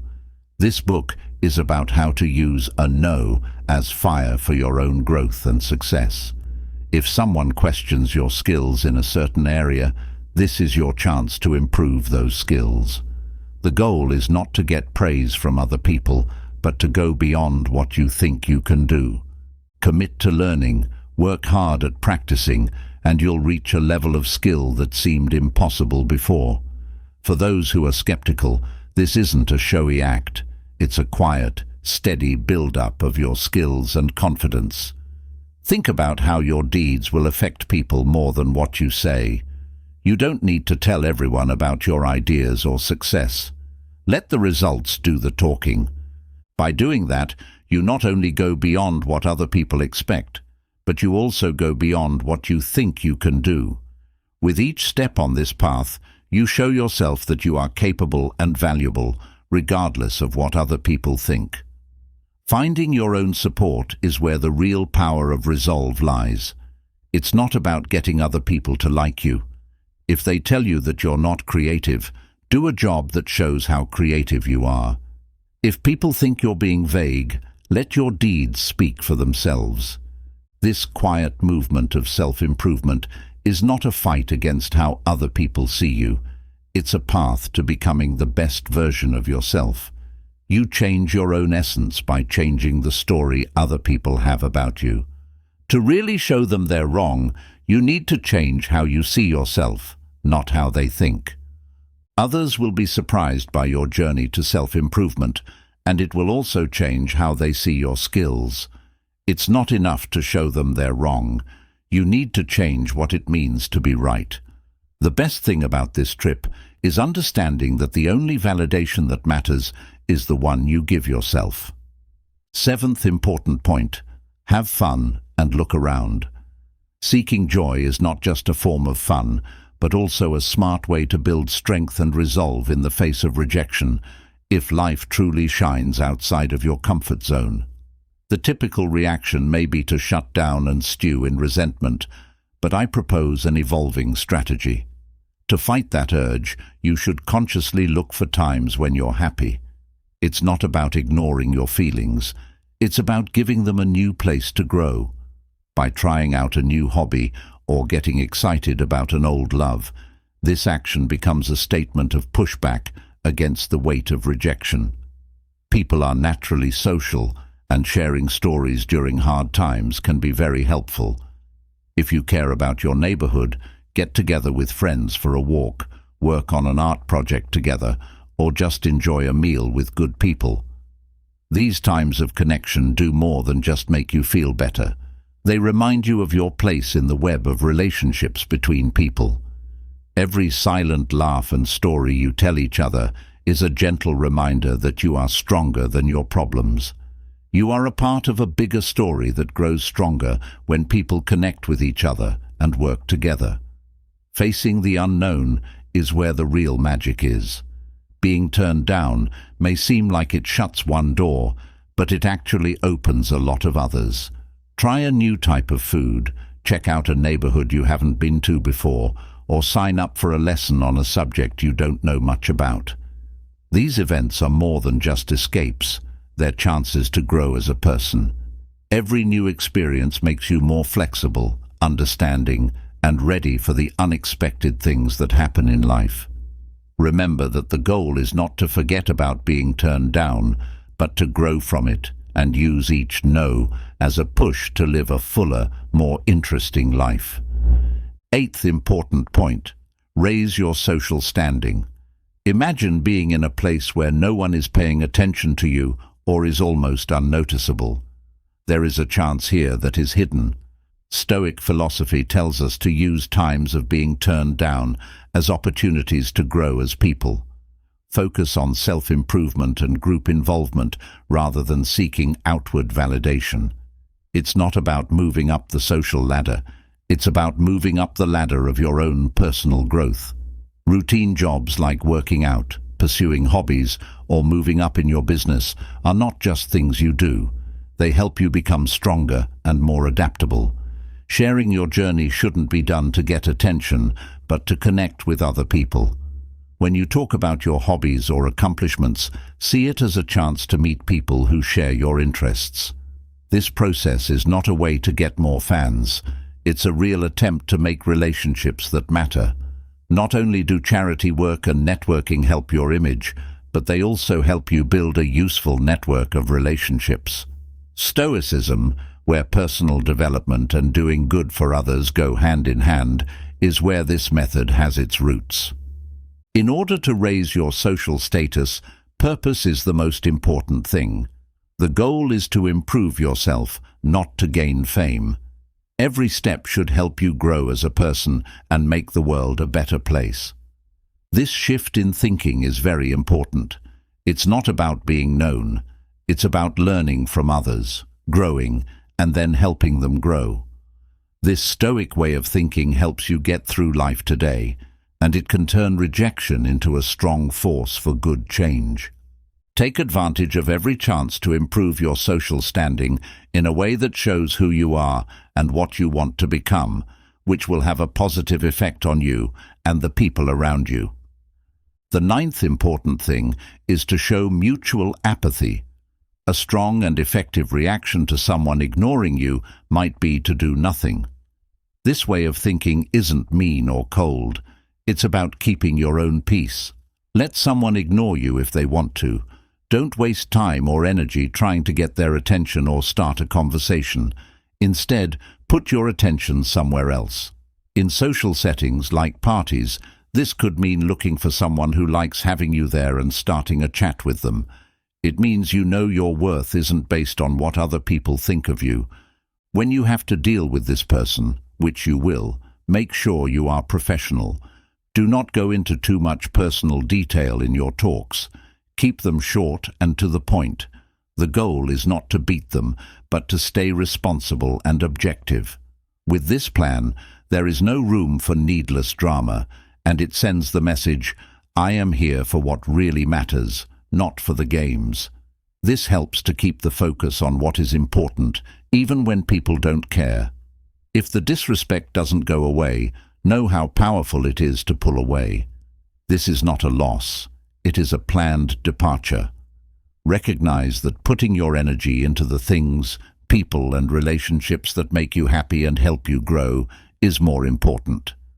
You are not only moving away from a certain person when you choose not to get into an unfair argument, you are also moving toward better chances, healthy relationships, and a more peaceful state of mind.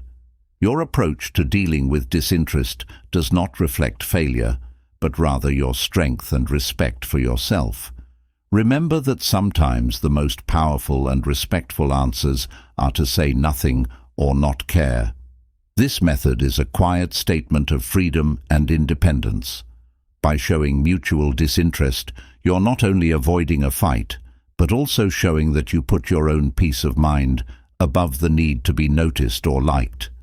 This position shows that you are sure of yourself and know what your goals and limits are.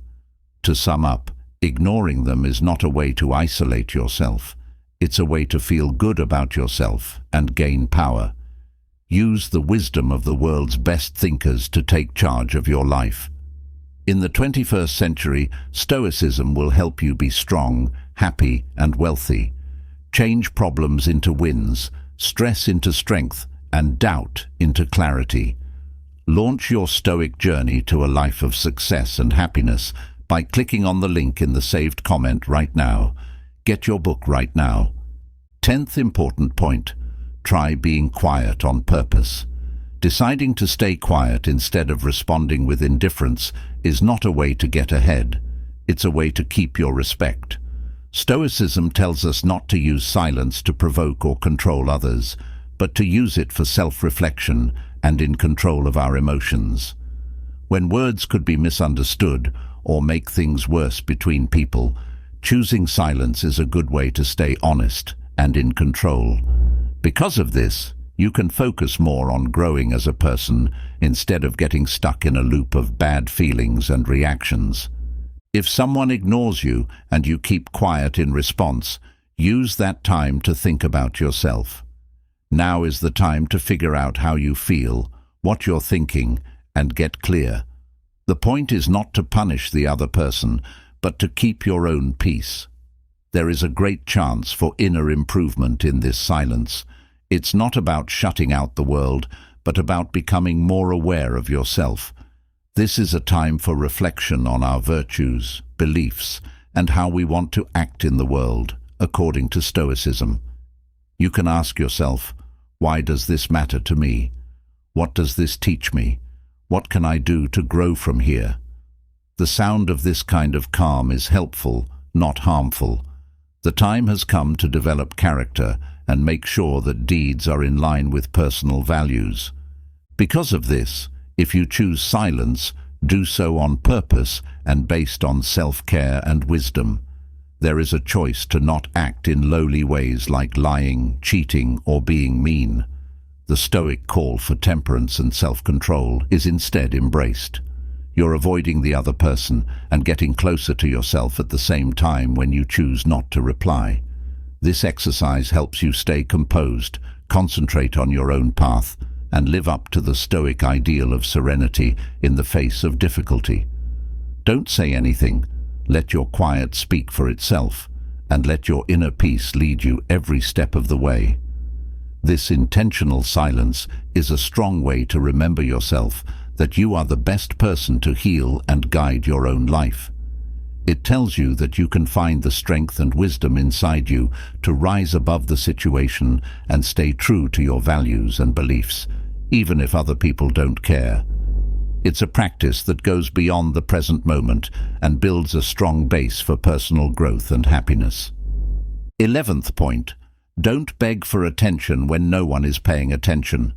Instead of trying to get attention, Stoic philosophy tells us to learn more about our own worth and freedom. When someone ignores you, it doesn't mean you should work harder to get their attention. Instead, it means you should think about yourself and remind yourself of how valuable you are. Stoicism tells us that our self-esteem shouldn't change based on how much or how little care other people give us. Standing strong in being self-led and knowing that your value is fixed and cannot be changed is what it means. Self-sufficiency is something you should bring to your projects and hobbies. This isn't about brag to make someone see what they're missing. It's about realizing how valuable what you give is. Create a life you can be proud of by engaging in things that make you happy, making bonds with people who care about you, and doing so. This is not a passive state of mind. It's a lively and energetic acceptance of your own existence. The desire of outward validation becomes less important when you spend so much in your own happiness and growth. So, instead of chasing attention that will fade, work on improving yourself. Create a life that makes you happy, no matter what other people think. Don't let the need for recognition guide you. Let your self-confidence and security. Indifference can be used to boost your drive and help you understand your own worth more deeply. You make the decisions in your life, and each one should reflect your true worth, not your need to please other people. Self-empowerment is what you are doing by taking this stand. When you don't try to get respect, you show that you value yourself more than any praise from other people. You can change how you see yourself and how other people see you by making this choice. Being honest and having high self-esteem come from this attitude, which has a bigger effect than any attempt to get respect. Your quest for self-improvement and happiness gives you a confidence boost and makes people naturally drawn to you.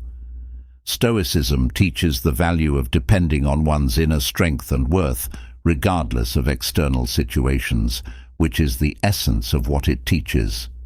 So, the next time someone doesn't care about you, remember that how you respond to them can be a strong statement of your own worth and independence. 12th point. When someone doesn't care about you, being kind while keeping your emotions in check is the most appropriate thing to do. This doesn't mean taking a cold stand, it means keeping your inner serenity safe. It's normal to feel hurt or angry when someone doesn't respond to you, but Stoicism tells us to face these things not with anger or sadness, but with peace and calm in our hearts.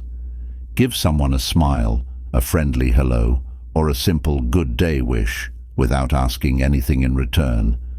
Being kind should come from the heart, not because you want something in return. Building walls around yourself is not the same thing as keeping emotional distance. Keeping emotional distance means setting clear limits. This means realizing that you can only control your own deeds and not how other people react to them. The fact that you keep your feelings to yourself is not a sign of weakness, but of strength and self-respect. Making the choice not to let other people's acts affect how you feel is a choice. Being nice but quiet shows that you won't let other people's lack of interest bother your peace of mind. This method not only keeps your mental health safe, but it also gives you power. Being kind while keeping your emotions in check is a strong way to show Stoic wisdom. This balance lets people be kind to each other while still being emotionally honest. It reflects growth and knowledge and is a sign of self-respect and consideration for others. When things don't go your way, you don't react with anger or sadness, but with serenity and self-respect. It's possible to keep a calm spirit and a grateful heart toward yourself and others, even when you're in the midst of indifference, as you'll learn by practicing this balance. By adopting this attitude, you'll discover that life is not only more manageable, but also more rewarding, characterized by profound serenity and unwavering respect for your own path and worth. 13. Don't talk about your problems with other people. It may be tempting to talk about your problems with people who don't care, but Stoicism teaches us to value staying calm. This doesn't mean acting like everything is fine, it means getting stronger on the inside. The ability to not show emotion is not a lie, it is a sign of real inner calm. Keep living your life with the same drive and energy you always have, not to impress other people, but to show your own strength. This focus isn't about hiding your thoughts. Feel them, but don't let them take over. Don't worry and have faith in yourself. You can control what you can, your actions, responses, and behavior. Staying sure of yourself shows others that you are strong and also helps you believe in your own strength. It's a quiet but strong way to say that your sense of self-worth is not based on what other people think or do. The Stoic philosophy of mental fortitude is essentially what you are doing by keeping your problems to yourself. It's not about hiding your feelings. It's about dealing with them in a way that keeps your pride and honor, showing that you are set in your own character and not moved by outside events is a sign of wisdom and honesty. Your response to rejection is a reflection of your inner strength and stability, not just for the benefit of the outside world to see. By learning these strong lessons, we can turn being turned down into a plus. Remember that every no you hear is a lesson in Stoicism that teaches us how to use our inner strength. I challenge you to live your life by the ideas of Stoicism and courage. A big change in viewpoint is seeing rejection not as a problem, but as a chance to learn more about yourself and grow. What an exciting adventure it will be to read about your struggles and successes. Notifications should be turned on, and you should leave a message below. As proof that you've learned something from our session, share your journey, celebrate your successes, and even talk about your problems.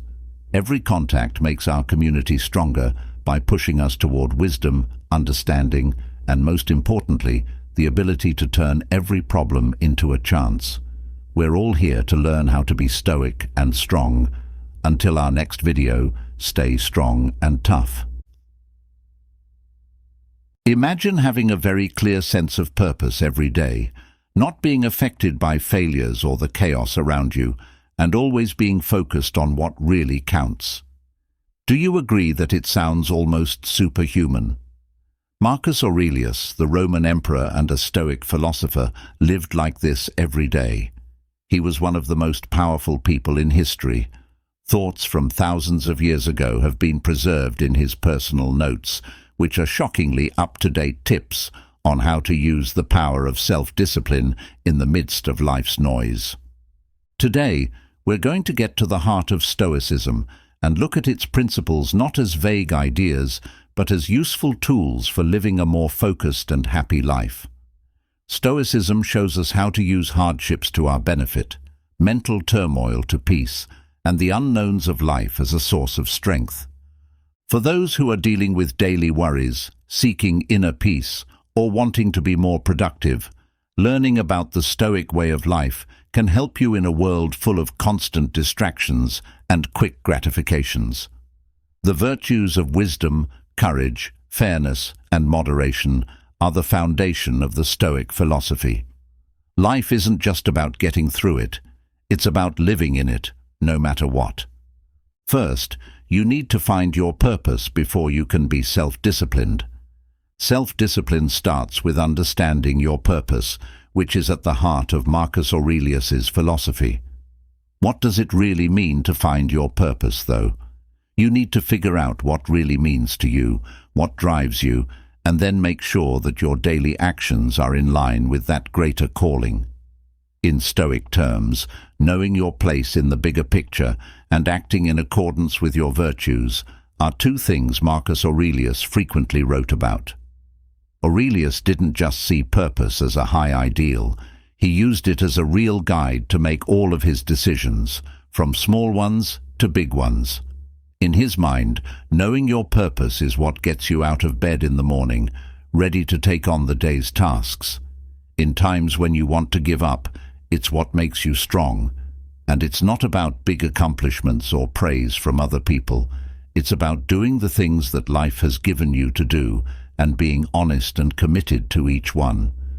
These days, it can be hard to figure out what your purpose is. There are many options and things to do in this world that can pull us away from our real roots. This is where Stoic wisdom is not only useful, it's necessary. Stoicism teaches us to get past our shallow wants and short-lived feelings to find what is really important for our growth and well-being.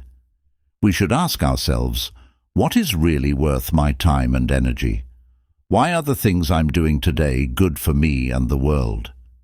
As we talk about how to use this idea in our daily lives, think about what you are naturally pulled to, what makes you happy, or what problems you want to fix. You can figure out your purpose from these. Once they are known, the Stoic practice of daily reflection is very helpful. You can cultivate the self-discipline required to live a worthwhile and powerful life by constantly matching your actions with your purpose, saying no to things that don't serve you and yes to things that do. Marcus Aurelius had a great idea that we should use every day.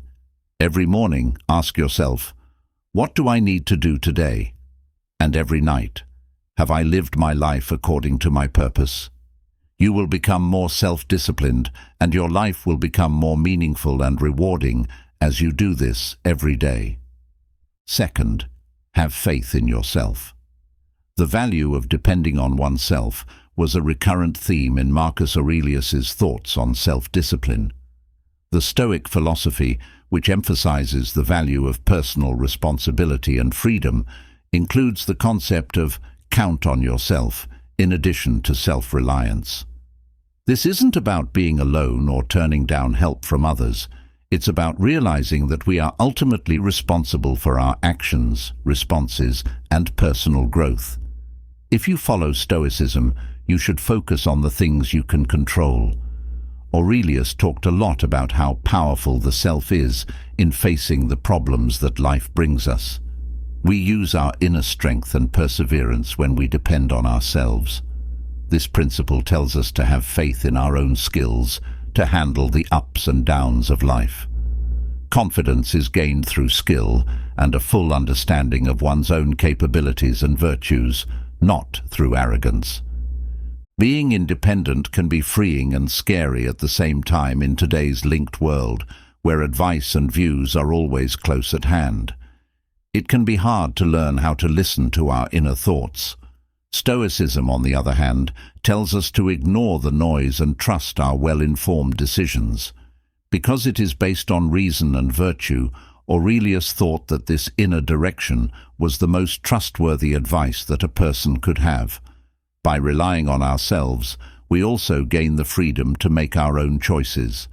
It helps us make decisions that are in line with our ideals and beliefs, instead of letting outside forces or short-term feelings affect us. Maintaining personal ethics and living a life that is true to oneself need this freedom.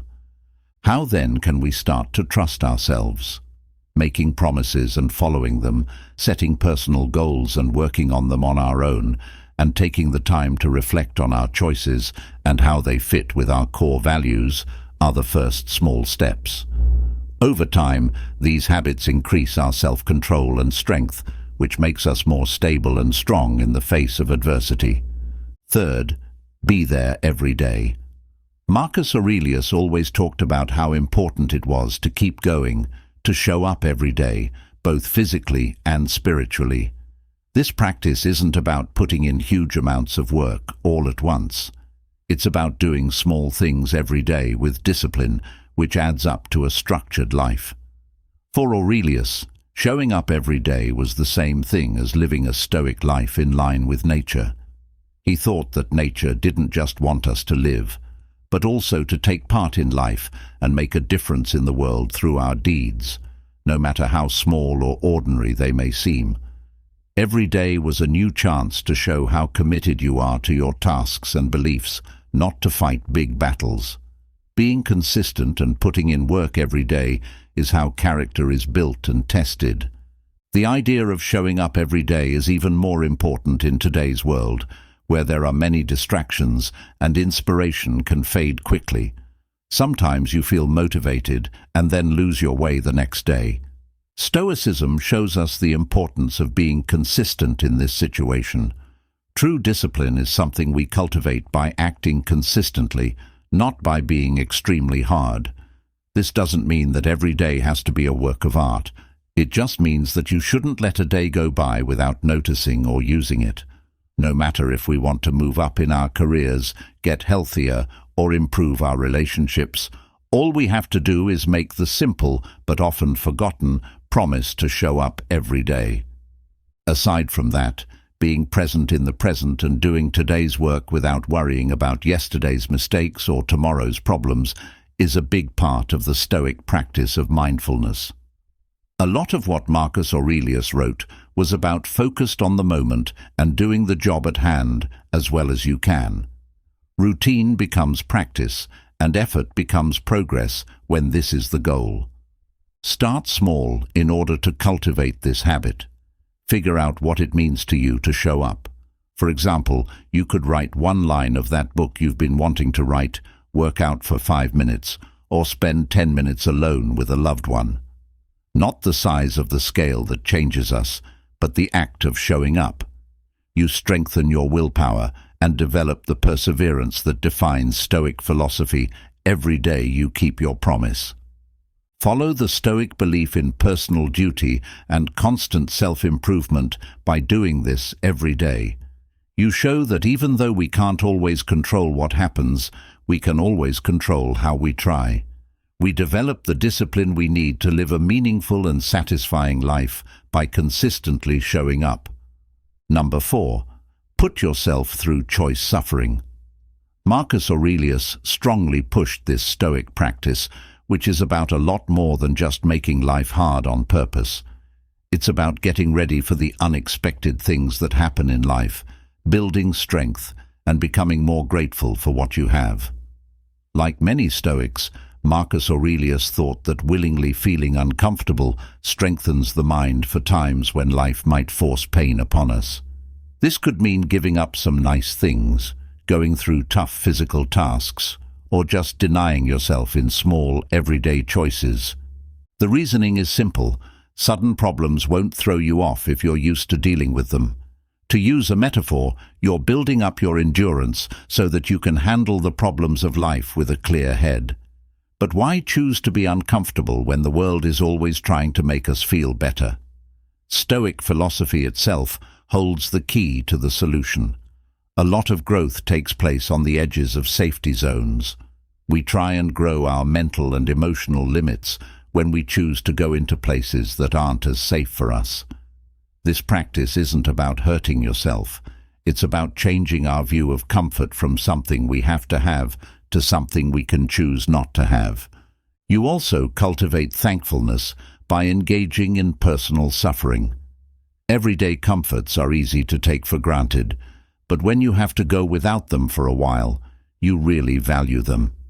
This could be as easy as missing a meal, which can make you appreciate the food you do have even more, or choosing to walk instead of drive, which can make you appreciate your health and movement even more. Also, intentional suffering links us to the truth that every day many people have to live with. This link can help us understand other people better, be more empathetic, and have a better grasp on what it means to be human. It can also help us feel more grounded in the world we share with them.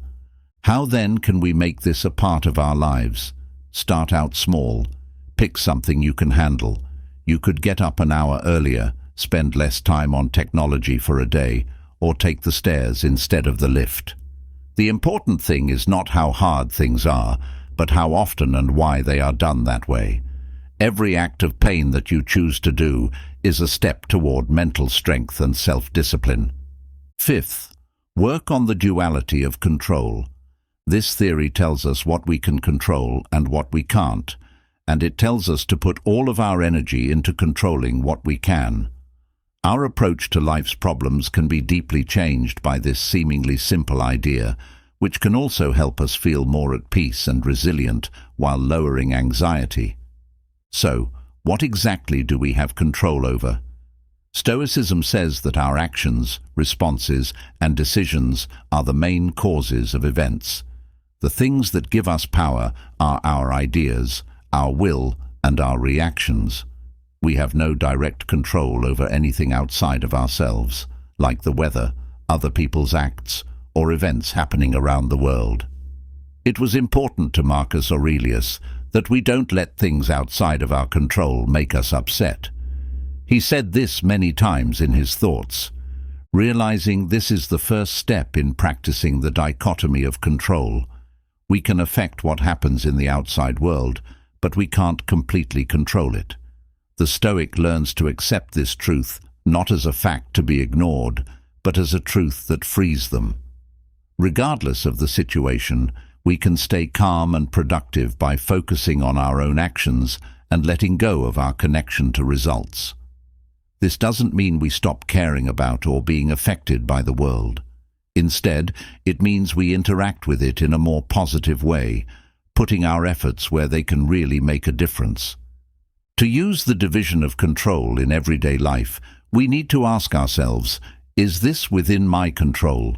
Before you do anything in a situation, Stoic philosophy advises letting it go and moving on if it isn't. It's not easy to do this, of course.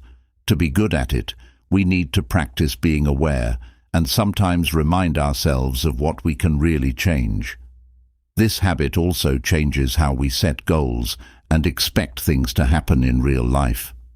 We all want to reach our goals, but if we base our happiness or sense of self-worth on results that are controlled by many outside factors, we will only be disappointed. Stoicism, on the other hand, tells us to be content with the effort we make, the goal itself, and our commitment to our ideals. Stoic thinkers like Marcus Aurelius did not promise an easy life. Instead, they offered a way to keep your peace and honor no matter what happens in your life. Not only does following this principle make our own lives better, but it can also have an effect on those around us by showing them how to stay calm and strong when life throws us curveballs. Sixth tip: never make someone else look bad. This idea requires a deep knowledge of one's own duty and a Stoic dedication to mastering oneself. Stoicism pushes us to take control of our views and responses rather than giving in to a victim mindset where one sees themselves as an inactive receiver of life's difficulties.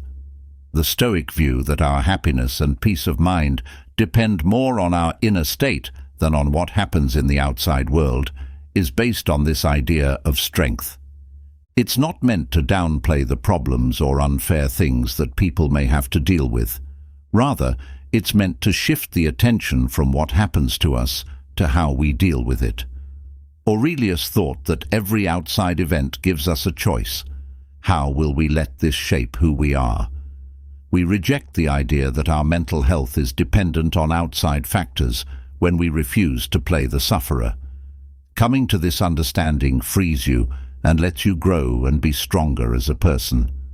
To put this theory into practice, we begin by noticing how we usually handle tough scenarios.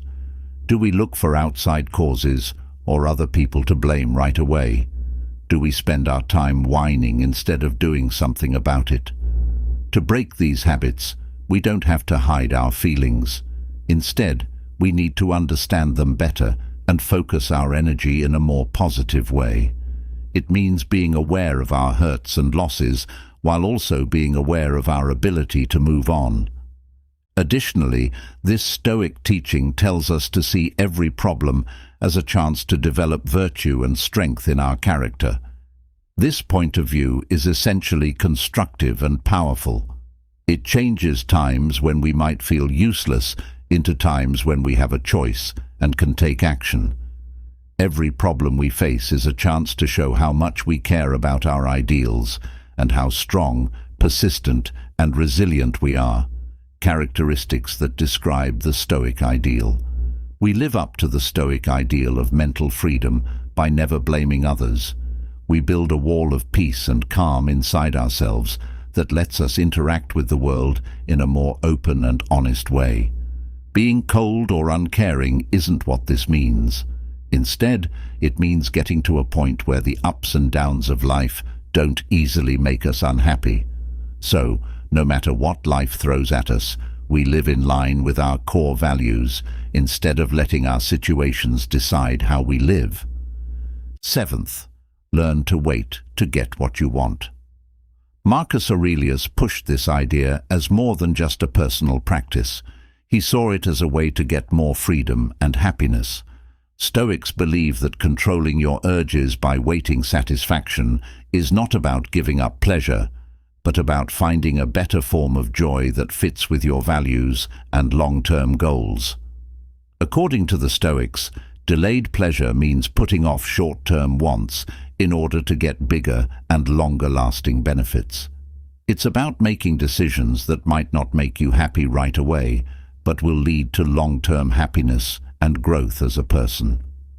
In today's society of fast everything, where being able to wait for something better is rare and valuable, this concept is especially important. Stoics like Aurelius believed that delaying satisfaction was also a way to keep control over one's wants. He thought that being bound to temporary pleasures could make a person lose their freedom because they would be forced to follow their whims and desires. Instead, we cultivate a life that is not only full of short-term joys, but also of long peace and happiness by practicing control and basing our decisions on reason and planning. Making easy changes to your habits can help you start using delayed satisfaction in your daily life. It could mean putting money away instead of spending it on impulse, picking a healthy meal over fast food, or even setting aside time to study or practice a skill instead of doing something fun right away. Each of these options supports the Stoic practice of putting long-term benefits ahead of short-term pleasure or ease. Also, there are many benefits to this habit. For example, study in psychology supports the Stoic view by showing that delaying pleasure can lead to better results in work, school, health, and relationships. People who can wait to get what they want are often better at dealing with stress, meeting their goals, and living healthy, happier lives. 8. Ignore people who say bad things. Not listening to bad feedback isn't the only thing this idea is about. It's also about building mental toughness so you can stay true to your beliefs and focused on your goals, even when other people question. People who follow the Stoic philosophy believe that the acceptance or disapproval of others is outside of their control and should not be used for personal validation or direction. Marcus Aurelius wrote a lot about focusing on actions and thoughts that you can control. He stressed that real peace comes from inside and can't be shaken by comments from others. This Stoic apathy isn't about ignoring other people, it's about keeping your own sense of control. It tells us to block out noise that doesn't support our higher purpose or match our ideals. Ignoring critics is very important in today's world, where everyone has an opinion and criticism is often just a click away. It means realizing that negative criticism shouldn't stop us from our goals, but helpful criticism can help us grow. This difference is very important. Stoicism teaches us to think about where the feedback we get is coming from and what it's trying to say. Is it fair? Is it meant well? Does it fit with what we believe in? Using this idea also means making your own philosophy strong enough to stand up to outside forces. It means being sure of your choices and actions, not because you're cocky, but because you know your own values and goals very well. Marcus Aurelius did this every day, both as a leader and as a person trying to live a virtue-filled life in a complicated world. Ignoring naysayers also makes us emotionally stronger, so we don't respond as strongly to bad views and can focus more on our long-term goals. Being able to break out of the social validation loop and stay true to yourself is both rare and powerful in a society that puts a lot of value on it. Ignoring people who don't agree with you is a Stoic practice that helps us protect our mental space and choose where to put our emotional energy. It's about not letting noise from outside our heads take our attention away from the conversation going on inside our heads that really shapes our lives. Live for 9. Look for smart people to be like. This idea comes from the idea that we can learn a lot about ourselves and grow as people if we watch and reflect on the lives of people who have learned the virtues we want to develop. To be like smart people, we don't have to copy them, but we can learn from them to improve our own character and reasoning. Even though Marcus Aurelius was ruler, he wrote a lot about how much he admired people, both past and present. Being like these people was a way for him to take on their skills and virtues. For him and other Stoics, wisdom wasn't just information that could be put into words, it was also a way to live a good life. The best way to understand this was to look at the deeds of people who have used these ideas in real life. In Stoic thought, picking someone to imitate means finding someone who embodies the Stoic virtues of temperance, courage, wisdom, and justice. These people could be real figures, people who lived at the same time, or even characters from stories and fiction who show traits like strength, morality, and smart thought. The important thing is to find people whose lives show you how to deal with problems with ease and drive. Putting this theory into practice today means choosing role models whose values are in line with our goals. It's not enough to just admire these people. You need to think about how they live their lives, make choices, and deal with problems. To improve our behavior and choices, this practice makes us think, what about this person's way of doing things or way of thinking can I use in my own life? Also, trying to be like smart people can help you connect vague intellectual ideas with real-life deeds. It shows how the ideas of the Stoics can be put into practice. So these ideas are not only easier to understand, but they also become more important when we see how the Stoic virtues affect the lives of people we respect. We are engaged in an active form of learning and self-improvement when we look for and imitate smart people. We are more committed to growth and success when we take a strategic attitude to personal development. By spending time with good people, we set a high bar for our own actions and choices, which helps us become the smart people we want to be like. Number 10. Tell the truth about your day. This exercise includes a deep and thoughtful study of one's thoughts, actions and reactions throughout the day, not just a retelling of events. You have to figure out if these actions are in line with your beliefs and the Stoic virtues, like balance, justice, wisdom, and bravery. It's important to think about yourself because it acts as a feedback loop that makes you more aware of your choices and actions. For Stoics, the purpose of this daily review isn't to focus on errors or engage in self-criticism, but rather to watch and make changes. It means learning something new every day and using that new information to keep getting better. By using this method, Marcus Aurelius made sure that he was not only doing his job as ruler, but also improving as a person and a philosopher.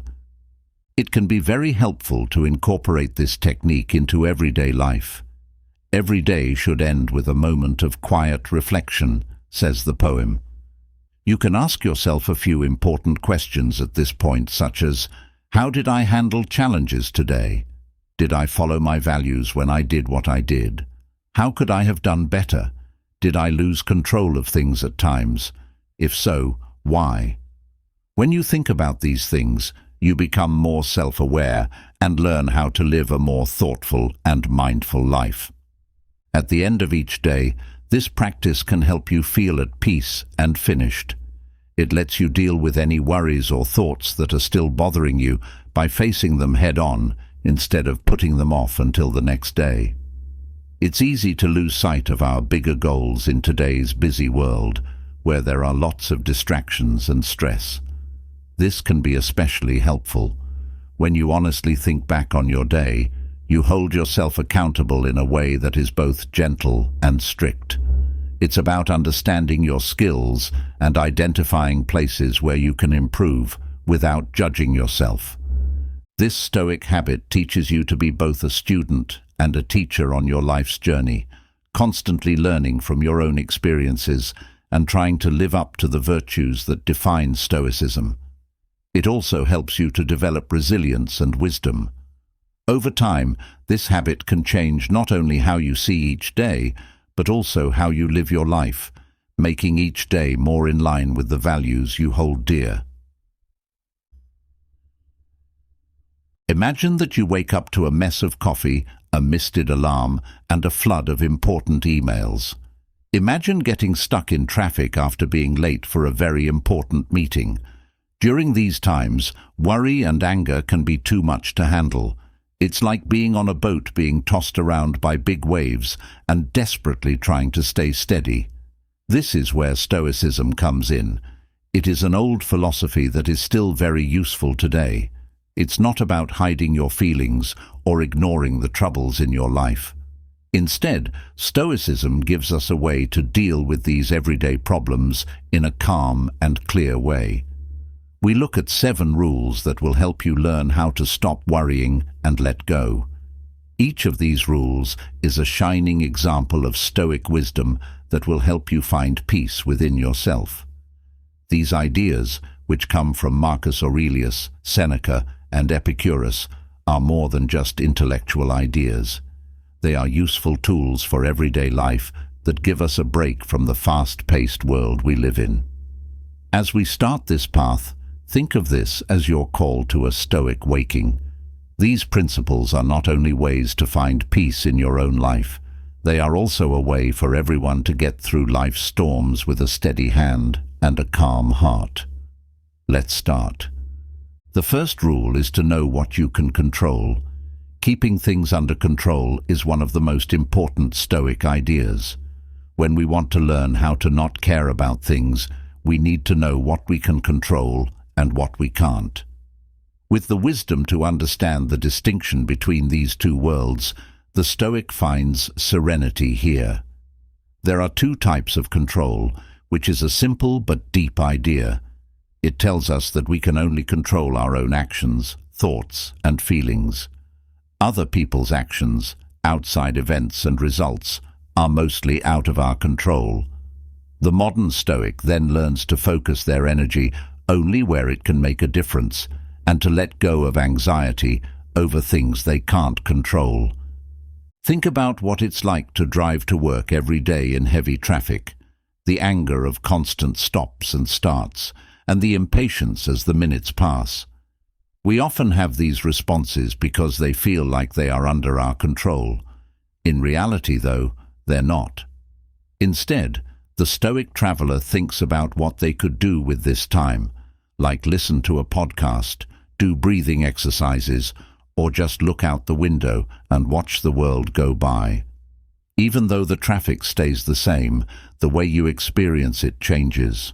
Using this idea to explain current worries might require a change in how we use technology. Instead of getting angry when a device breaks or an app crashes, a Stoic person would quietly look for a solution or do something else that doesn't involve technology. This small change in how we see things has big effects on our peace of mind. In the workplace, this concept could mean putting more effort into your work ethic, learning, and professional growth instead of worrying too much about getting promoted or getting noticed. You can change these results by what you do, but you can't fully control them. You can be more productive and get more credit for your work if you focus on what you can control instead of worrying about what will happen. This concept isn't just about not getting frustrated, though. It's also about giving people power. To understand how much control you really have over your decisions, your thoughts, and your plans, it's about how to use that power to make a happy, purposeful life.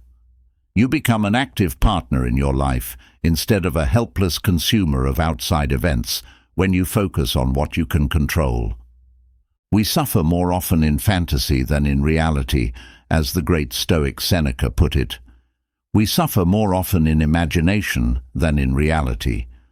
By focused on the present moment and the things we can touch, change, and affect, we can let go of these weighty worries. We can apply this idea to our mental lives as well. It's easy to get angry or hurt after someone says something upsetting or insulting about you. Even so, these responses are choices. Stoicism tells us that we have a choice in how we react. We could choose to understand or even not care about someone's actions instead of being angry at them. This way, their actions would not affect our inner peace. This Stoic principle can be truly adopted by practicing it every day through meditation or reflection, thinking about what happened that day and figuring out what was and wasn't in your control. As we keep doing this, it can help us feel very calm inside as we realize how little we really need to worry about and how much energy we have to focus on what really matters. To achieve Stoic serenity, you must first recognize what you can control. It blocks out the noise of pointless worry so we can concentrate on our own actions and attitudes. When fully applied to our lives, this principle frees us and shows us how much power we have to make our own peace of mind. Second rule: enjoy the present time. The Stoics saw the present as life itself, not just a quick stop on the way to somewhere else. One of the most important Stoic practices is to focus on the present moment. This helps us not get caught up in guilt or fears about the future. This principle is about being aware, which means focusing on the present moment and finding meaning in things that seem ordinary. We can only control the present moment, but we often forget to enjoy it. Marcus Aurelius, a Stoic philosopher, told himself to live each moment as if it were his last. He was able to cultivate a deep respect for life and a focus that cut through confusion and anxiety in the process. Practicing being in the present moment can be hard in the 21st century. Our phones vibrate with alerts, which takes our attention away from talking, eating, and quiet times to reflect. A lot of the time, our minds are somewhere else, like the meeting tomorrow or the fight yesterday. However, the Stoic learns to block out the noise and stay in the present. As you eat dinner with your family, your mind is on a job that is due next week at work. If you practiced Stoicism, you would be fully present at the table, enjoying the food, contributing to the talk, and making a memory. It's not about ignoring your duties, it's about making that person a priority. But how do you live in the present? It starts with being aware. You could just focus on your breath and how it feels as it comes in and out. This will help you stay in the present moment. It could also mean giving a job your full attention, like making a report or doing the dishes. Focus on one thing at a time. A Stoic tradition definition of enjoying the present includes not judging it. When it rains on a day you had planned to be outside, the Stoic way to deal with it is to see it as normal and find something good or useful in the situation. It could be a chance to reflect, read a book, or have a talk you didn't plan. This idea also applies to how we treat other people. Being present means paying attention when someone talks and not thinking about what to say next. Being with someone, not just near them, is important. Being present in this way can change relationships, making them stronger and more open. Letting go of the if-only thought process is another part of embracing the moment. Our thoughts of, if only I had done that, and if only I had done this, keep us stuck in the past, which is out of our control. The Stoics understood that the past should serve as a guide rather than a home. They told us to keep going, even though it was hard, and learn from it. A potent remedy for the anxiety and restlessness that come with modern life is the Stoic practice of living in the present. Find peace in the midst of chaos is what it's about. It means making the choice to not let your times pass you by without noticing or appreciating them. This doesn't mean it's wrong to reflect on the past or plan for the future. It just means we should do it with a strong sense of being in the here and now. In real life, accepting the present might mean setting aside time every day to do something that needs your full attention and disconnect from digital distractions. It could be as easy as taking a short walk and focusing on the sounds, sights, and feelings around you. It could also be an awareness exercise where you focus on noticing and appreciating things in your surroundings or at work. You could reflect on how well you stayed present that day each evening to truly incorporate this concept into your life. During what times did you really live? What and where did your mind go? This reflection can help you learn more about how to make the most of every day. When we focus on the here and now, we realize that life is a set of nows, and each one is a chance to live fully, learn, and show what we believe in. This is what Stoic practice is all about. Not just getting through life, but living it fully, richly, and with a deep appreciation for what it's like to be alive. Third principle, know that change is going to happen. Even though change is the only thing that never ends, we often fight it the hardest. Stoicism teaches us to accept change as a truth rather than an enemy that needs to be fought. Stoic philosophy is predicated on the idea of amor fati, or the love of one's fate.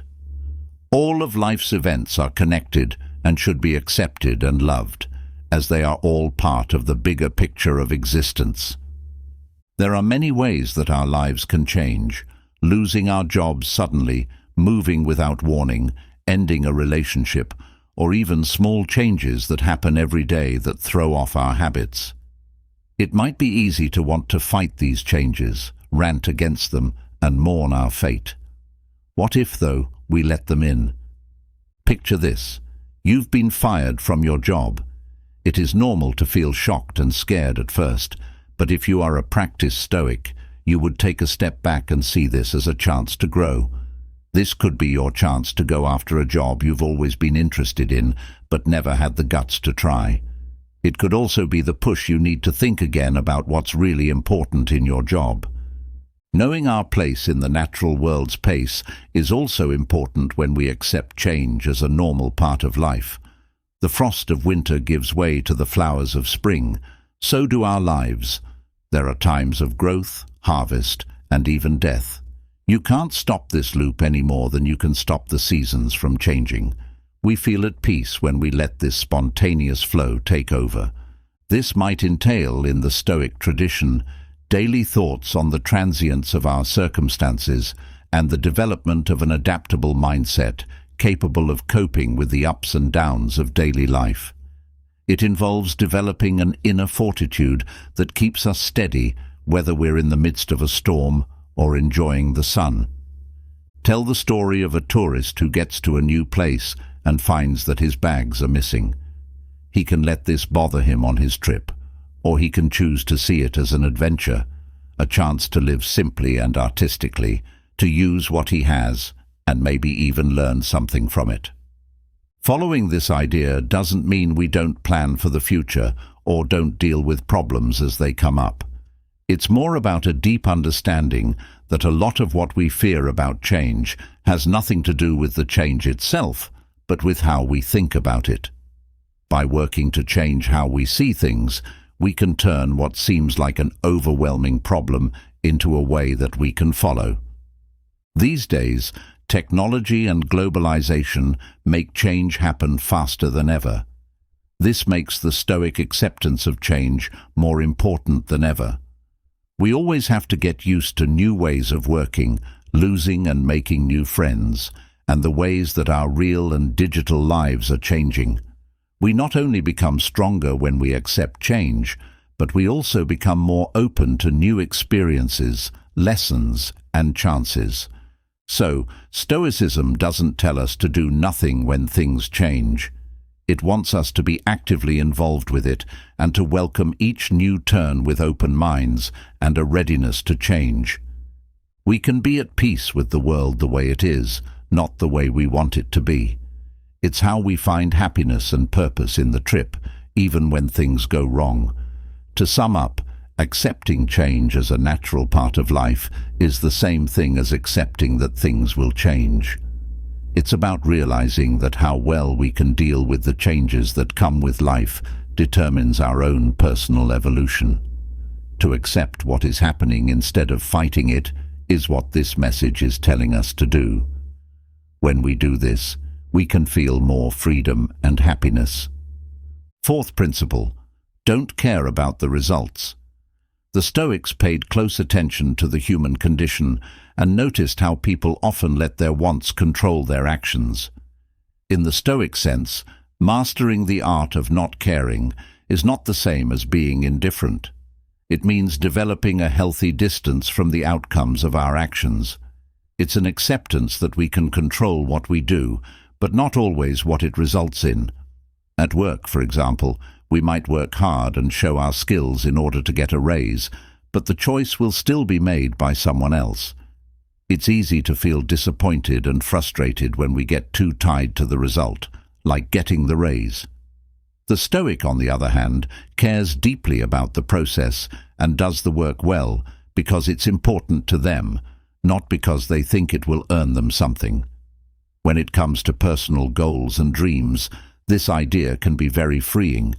Take the case of an artist who makes things with the goal of getting noticed and praised. They might make choices about their work that aren't as creative when they're thinking about how people will react to it, which could hurt the quality of their work. The artist can focus on the art itself, the fun and challenge of creation, by letting go of the need for external validation.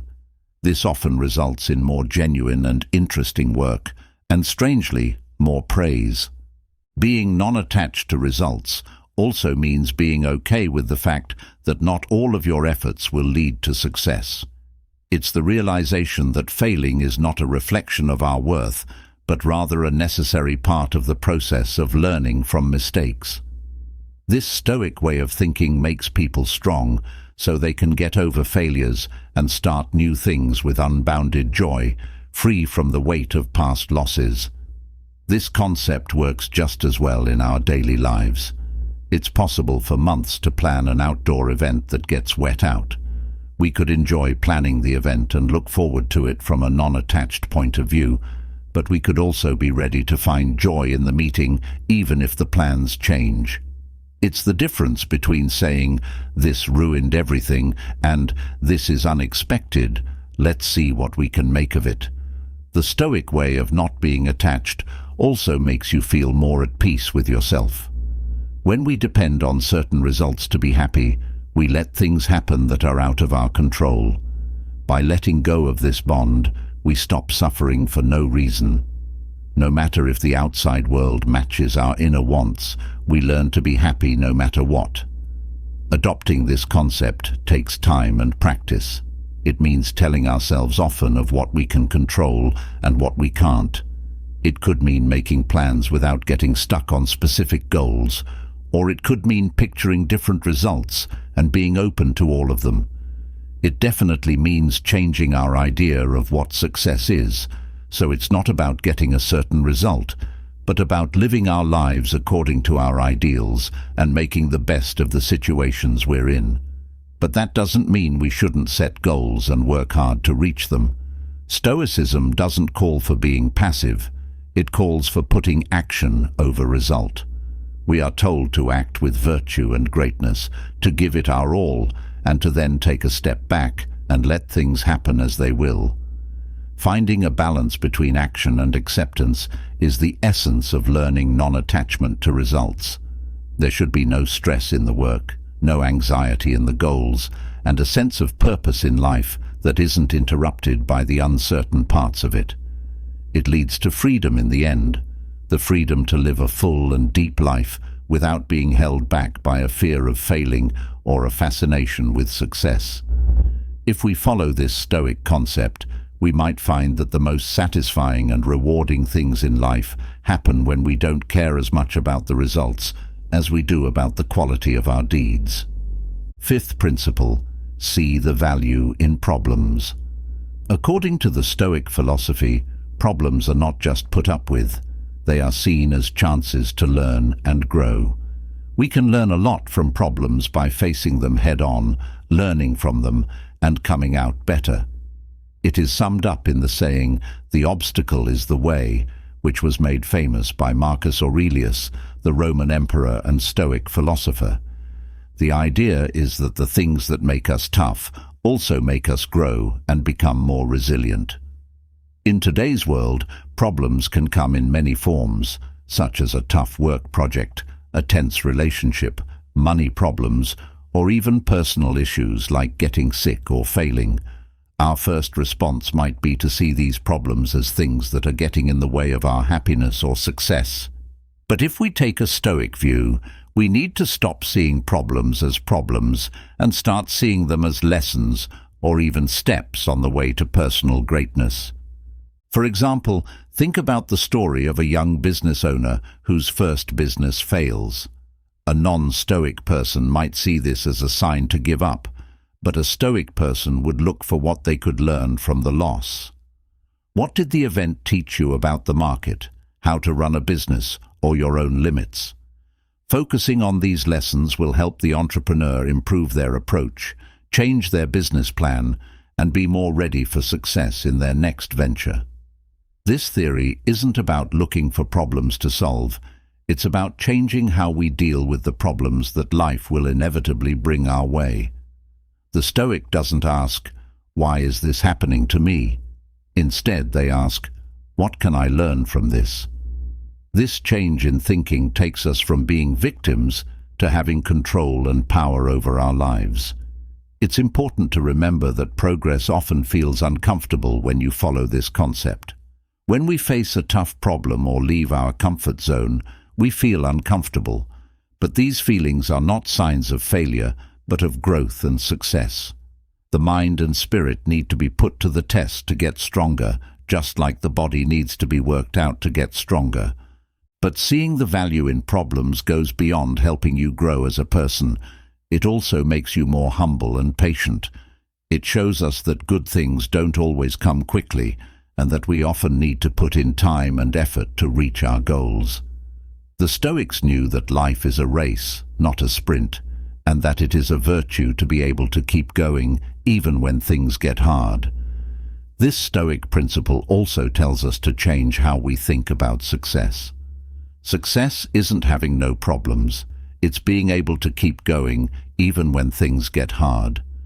The important thing is not that the trip goes smoothly, but that you are strong and flexible during it. In order to put this idea into practice in our daily lives, we might need to reflect on the problems we encountered and how we solved them each night. Were we patient and creative when we talked to them? Have we been able to calm down and learn something new? Have we found a way to make a bad situation better? In a wider sense, seeing the worth in problems means accepting that life isn't perfect. People know that a well-lived life will have many challenges, but that these challenges are not breaks in our journey, but important parts of it. In the end, they form who we are, test our resolve, and add to our story in ways that easy wins could never. If you follow this rule, you will be open to all the different parts of life. It's important to know that the biggest successes are often obtained through the toughest challenges. The key is to keep going forward, not in spite of the problems, but because of them. You see, this is how we not only get through the hard times, but also find the strength and wisdom they can give us. Rule 6. Look for ways to grow when things go wrong. Stoicism teaches that problems are not only a normal part of life, but also a chance to grow as a person. In the face of difficulties, the Stoics thought, we can cultivate our best virtues. As Seneca, one of the most famous Stoic philosophers, said, "Difficulties strengthen the mind as labor does the body." This principle tells us to find strength in hardship and let it make us stronger and smarter. There are many kinds of trouble. It could be the constant stress of a hard job, the hurt of a loss, or the anger of not being able to reach a goal. For a Stoic, these are not just bad things that have to be dealt with. They are chances to show virtues like courage, patience, and endurance. Think about the problems a worker would face in a very tough and competitive setting. The stress and pressure could make you give up, or they could help you become stronger, learn to keep your integrity when others might break it, and find peace within yourself amidst the chaos. To grow in hard times, we also need to change how we think about what it means to face problems. It doesn't matter if we face problems or not. What matters is how we handle them. Every task is a question, and the way our heroes answer it is the answer. This Stoic concept tells us to think about how to react in a way that helps us grow and learn. In real life, changing the way you talk to yourself can help you grow when things are hard. When something bad happens, we shouldn't ask, "Why is this happening to me?" Instead, we should ask, "What can this teach me?" Or, how can I use this experience to become better? This changes the way we think about pain and turns it into an active goal of virtue. If you follow this concept, you also have to accept that failure is a part of success, not the opposite of it. For those who are willing to look for it, every loss is the start of something good. The Stoics didn't fear failing. They saw it as an important step on the path to wisdom. This concept is more important than ever in our fast-paced world, where bad things can seem to happen all the time. Entrepreneurs who use what they've learned from a bad business to make something new and better show this trait. It is clear when an athlete comes back to training with more focus and drive after losing. Individuals who choose to see life's challenges not as problems to be solved, but as ways to gain more knowledge and skills have it.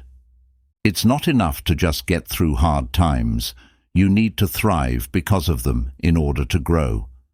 It's about writing a story about your life that values being strong and able to change and get through tough times. It's about realizing that hard times don't make us who we are. They make us better. We could keep a book to record and reflect on the challenges we face and the lessons we learn from them in order to incorporate this concept into our lives. As we know that growth often comes from being uncomfortable, we can set goals for ourselves that push us out of our comfort zones. There are many stories and cases of people who have changed their problems into strengths, and we can learn from their experiences.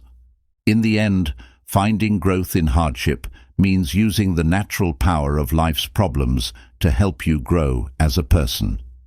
This idea doesn't make pain less real. Instead, it gives us the power to find meaning and strength in it. By following this Stoic lesson, we can not only handle life's storms with ease, but also with a spirit that gets stronger with each one that passes.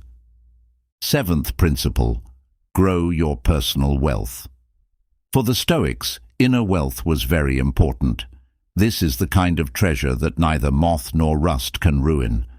They thought that developing virtues like self-discipline, courage, wisdom, and fairness were important for living a good life. Seneca was one of many people who said that having few wants is more important than having many things.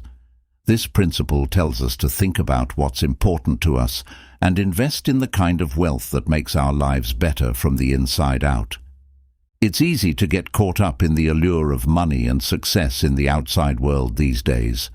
Advertisements, social media, and cultural stories often say that having things and being popular will make you happy. But the Stoic principle tells us that success in the outside world can make us happy for a short time, but it doesn't mean we'll be happy in the long run. The virtues that make up our character and lead our deeds are what give us real and long-lasting happiness. Imagine the story of a person who has achieved a lot of financial success but still feels empty and unsatisfied. Then they might start a path of self-discovery and learn to enjoy the easy things in life, like the fun of learning, the happiness of helping others, and the peace that comes from accepting themselves. They learn through this process that their worth is not based on how much money they have, but on how rich their character is and how good their relationships are. Developing inner wealth means being thankful for what we have instead of focusing on what we don't have or what other people do. Realizing how lucky we are and finding happiness in the present is what it's all about. When we are grateful, we stop thinking about what we don't have and start thinking about what we do have. Being able to rely on yourself is also important for this concept. The Stoics thought that depending on outside events to make us happy was a dangerous way to live. Instead, they told people to be happy with themselves, no matter what was going on in the outside world. We depend less on the outside world for our well-being when we build inner strength and endurance. In reality, developing inner wealth may entail daily thoughts on our gratefulness. It could mean being generous not only with money, but also with time, energy, and understanding. It could mean setting aside time to do things that help you grow as a person, like reading, relaxing, or having deep talks. This concept also shows us that we shouldn't measure our success by the things we've done for other people, but by how much we've grown as people inside. Can we wait a little longer than we did last year? Do we handle our anger better? Have our ability to understand and care for others grown? These are what a Stoic thinks success looks like. When it comes to not caring and letting go, this idea helps us stop wanting more all the time, like a bigger house, a newer car, or a better-paying job. Instead, find happiness in virtue and the simple things in life. Building a life that feels rich on the inside is more important than making sure it looks rich to other people. We might need to change our ideas about what rich means in order to apply this theory to our daily lives. We can make habits that are good for our souls, like writing in a book, helping others, or spending time in nature. To remember ourselves that we can be happy with less, we can also give up some of our favorite things every once in a while. When you live your life according to Stoic virtues, you gain inner riches, which you should recognize and value. It's about finding happiness that isn't tied to the constantly changing outside world, but to the fixed things in our own lives and the choices we make. By focusing on these inner riches, we can learn to stop worrying about outward validation and stop looking for more, which will help us live a life of genuine happiness and peace. In conclusion, adopting Stoicism in the present day. As we go through these 7 Stoic principles, it becomes clear how this old philosophy can still provide us with timeless wisdom for today. Stoicism is not an old set of ideas. Instead, it gives us useful tools for dealing with the difficulties and problems we face in today's world.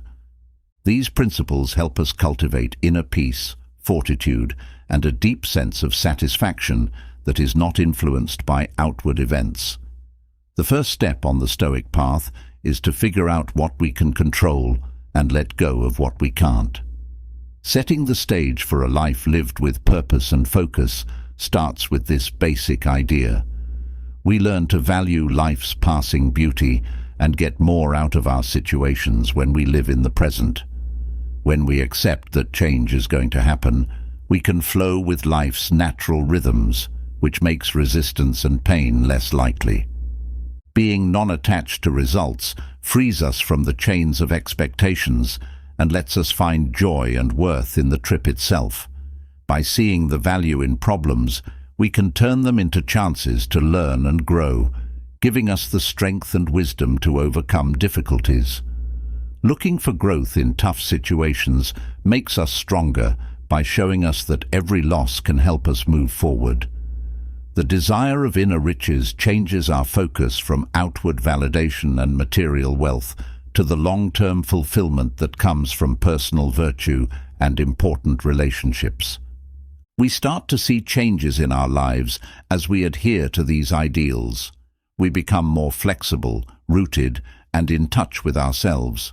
We stay cool in the midst of chaos and have a clear sense of purpose that helps us make choices and act.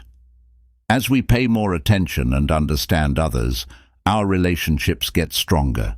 We get stronger, which lets us handle the hard things in life with courage and style.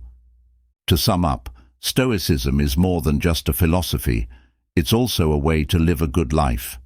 It shows us how to stop worrying about things that aren't important or that won't last, and how to stop trying to control things that are out of our control. Instead, it helps us focus on what really matters, what we do, how we react, and who we are as a person. When we follow these Stoic ideas, we realize that the way to peace and happiness is not through external accomplishments or belongings, but through our choices, attitudes, and personal growth. Getting away from the world is not the point of this trip. The point is to interact with it more fully, carefully, and with a deep love for the present moment. Stoicism is a light of clarity and simplicity in a world that is often ruled by wealth and constant distractions. Taking on its lessons will help us handle life's challenges with steadiness and peace of mind. We learn to value the variety of our situations, the difficulties we face, and the strength of our bonds with each other.